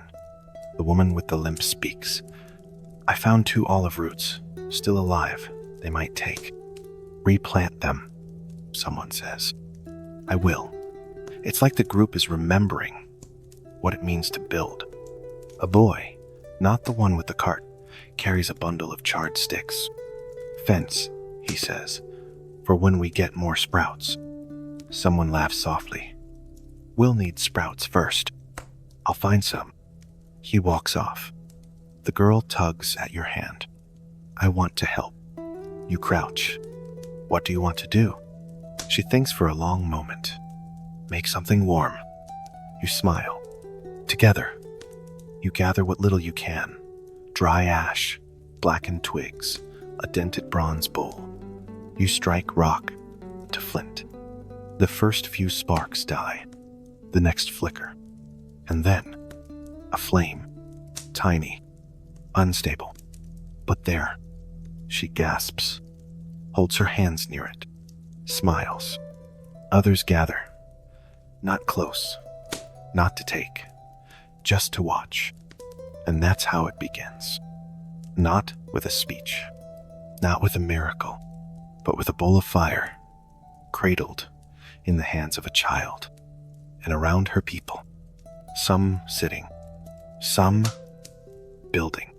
Some searching the horizon. But all breathing together. All still here. The shape of a new day is not perfect. It is not clean. It is not hopeful in the old way. But it is real. And it is yours. It begins with a column. Thin. Pale. Rising. You almost don't notice it at first. You're helping Lucius dig the basin deeper, palms blistered from stone and heat, when the girl points upward. Look. You follow her gaze. A ribbon of smoke, straight and delicate, curling into the dusty morning sky. Not from your fire. Not from anyone in the camp. Distant. Intentional. Your heart jumps. Another fire? Someone asks. No, Lucius says. A signal. A silence settles. Everyone stops what they're doing. You all stare at it, that thread of gray against the never-ending red. Where is it? You ask. Lucius squints. West. Far side of the valley. The woman with the limp frowns. Could be a brush fire. Brush doesn't grow anymore, the boy with the cart says. Everyone nods. It's not nature. It's a message. You feel it in your chest. They saw your fire last night. They answered. Not with shouts, not with approach, but with smoke. You look at the others. The girl whispers, there are more of us. And that is enough to set things in motion. Lucius draws a map in the ash. Crude lines. Old memory. There used to be a village that way. Built into the hills. Stone homes. A spring. You think they survived? Someone asks. Maybe. Maybe some. Someone else adds. Then we should answer them. A murmur of agreement. You gather dry stalks, twisted cloth, oil scraped from jars. Build a signal. You stand as the girl strikes the flint. 1, 2, 3 sparks. Then fire. The column rises fast, dark and thick. Straight. Deliberate. You all stand back and watch it climb. There's no cheer. No applause. Just silence. But a different kind now. A charged one. An expectant one. Lucius speaks. If they're strong enough to burn, they're strong enough to meet. You nod. Tomorrow, maybe a party will go west, or they will come east. But tonight, you wait. You feed the fire. You protect the children. You teach the girl how to wrap kindling so the smoke flows clean. You tell stories. Not of the day the sky broke, but of before. Of fields, of music, of fountains that never ran dry. The boy with the cart hums. The woman with the limp sings a lullaby. And for a moment, you forget the ash. Just for a moment. And above you, your signal stretches high into the darkening sky. A question written in smoke. An answer still to come. You leave at dawn. There's no sunrise. Just a pale light diffusing through the ash-hung sky. But it's enough. Lucius walks beside you. The boy with the cart insists on coming, this time with the cart empty, ready to carry something back. The girl watches you go from the ridge. She doesn't cry. She just raises a hand. You raise yours, and then you walk. The ground crunches with each step. Not grass, not gravel, just bone-dry layers of ruin. You follow the same direction the smoke had come from west, across the broken city, through old foundations and shattered stone. The once familiar roads are unrecognizable now. Streets where vendors once shouted and children ran barefoot are buried in ash and silence.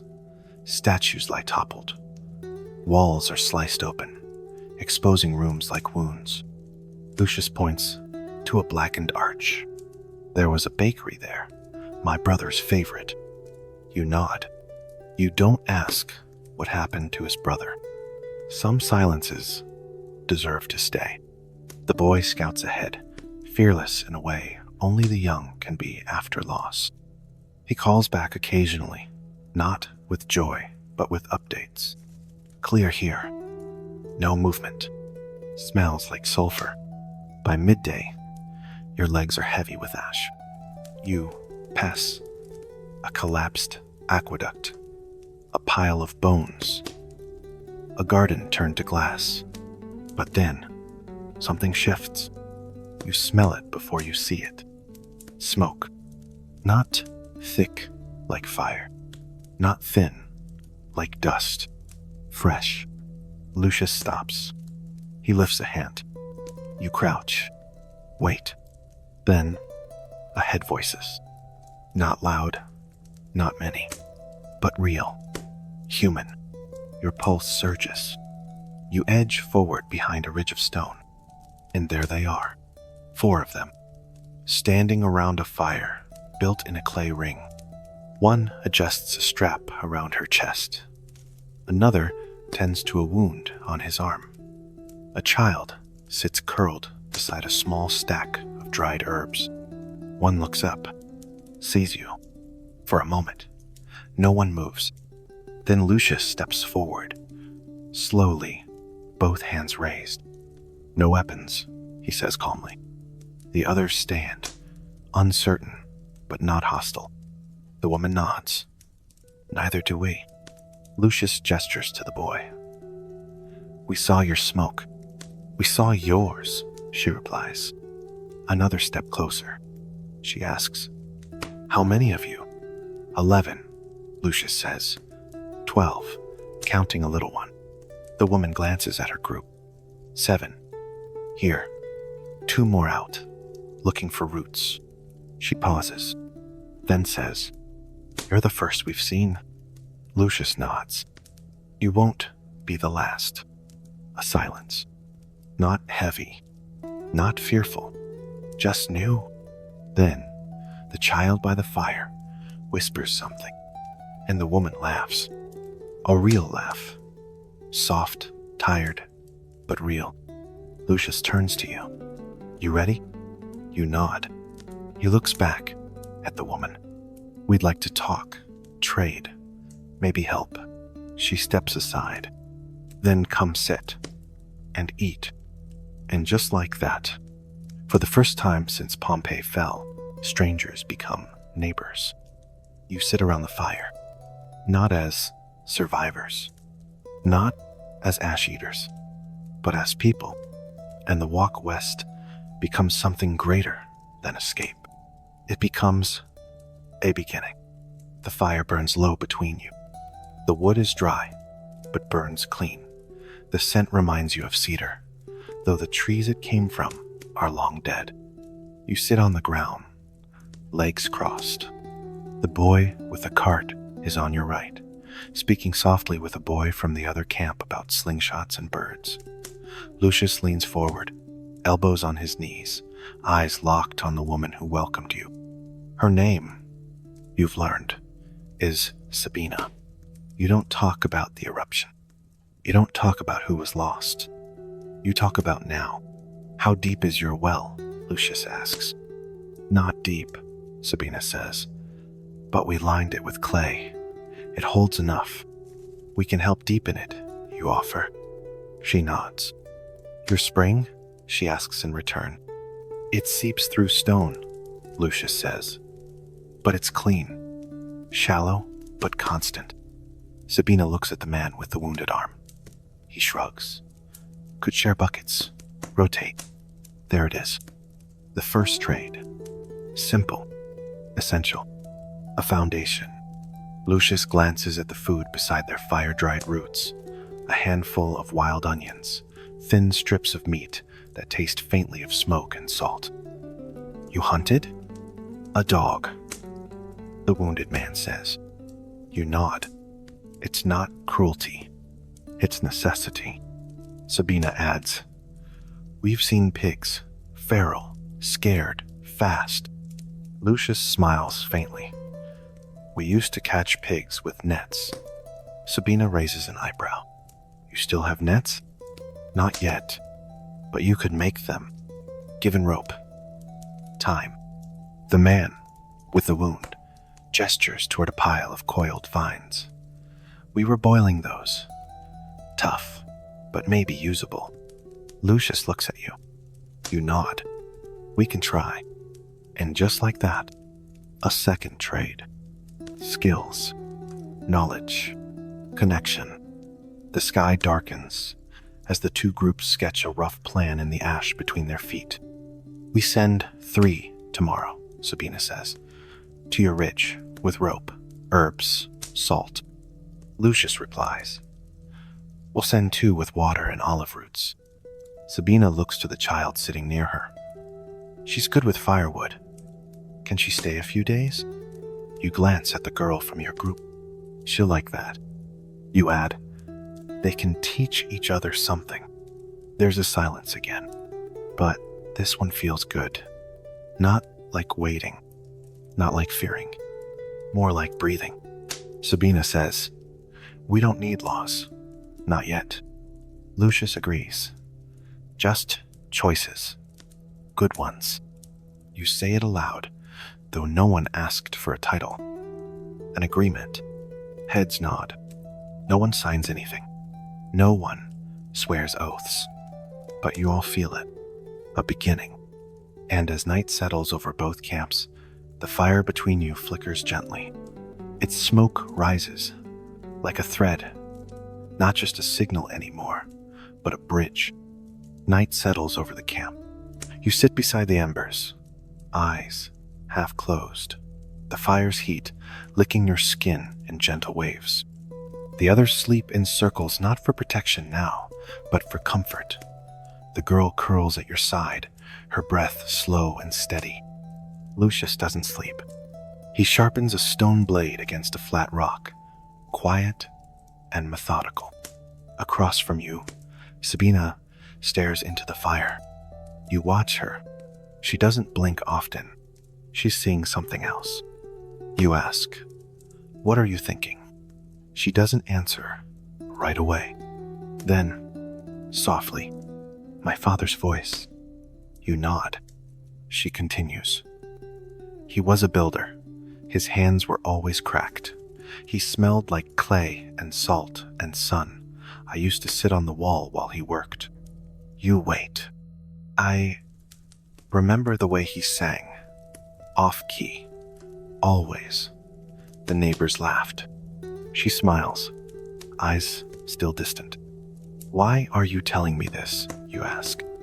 Because if I don't, she whispers, he stops existing. That hits something deep. You look down at your hands, at the scar on your forearm, at the dirt under your nails. What did you lose? She asks. You think. Your mother's laugh. Your brother's teasing. The color of the fountain tiles in the forum. You say none of it. You just whisper. Everything. She nods. That's why we remember. You stand. Walk to your pack. Dig through the cloth until you find it a shard of painted pottery. Red. Curved. Once part of a bowl your sister made. It survived, only by accident. But now, you press it into Sabina's hand. This was hers. Sabina turns it over, says nothing. but holds it tightly. In the morning, Lucius speaks. We build something for the lost. The others gather. He draws a circle in the ash. We place what we have here. Pieces, tokens, names. We speak them. We say them aloud. Sabina nods. It will be a place to come back to. A place to pass through, says the woman with the limp. For the girl to learn their names, the boy with the cart adds. By noon, a mound rises. Not a grave, a memory stone. In it, the shard, a necklace, a book with burned corners, a child's doll, a bronze coin. Lucius stands beside it. He says one name, Rufus. Sabina, Gaius Marcellus. You step forward. Say your sister's name, your father's, your city's. Each person speaks, one by one, and as the last name fades into the wind, no one claps, no one cries, but everyone feels it.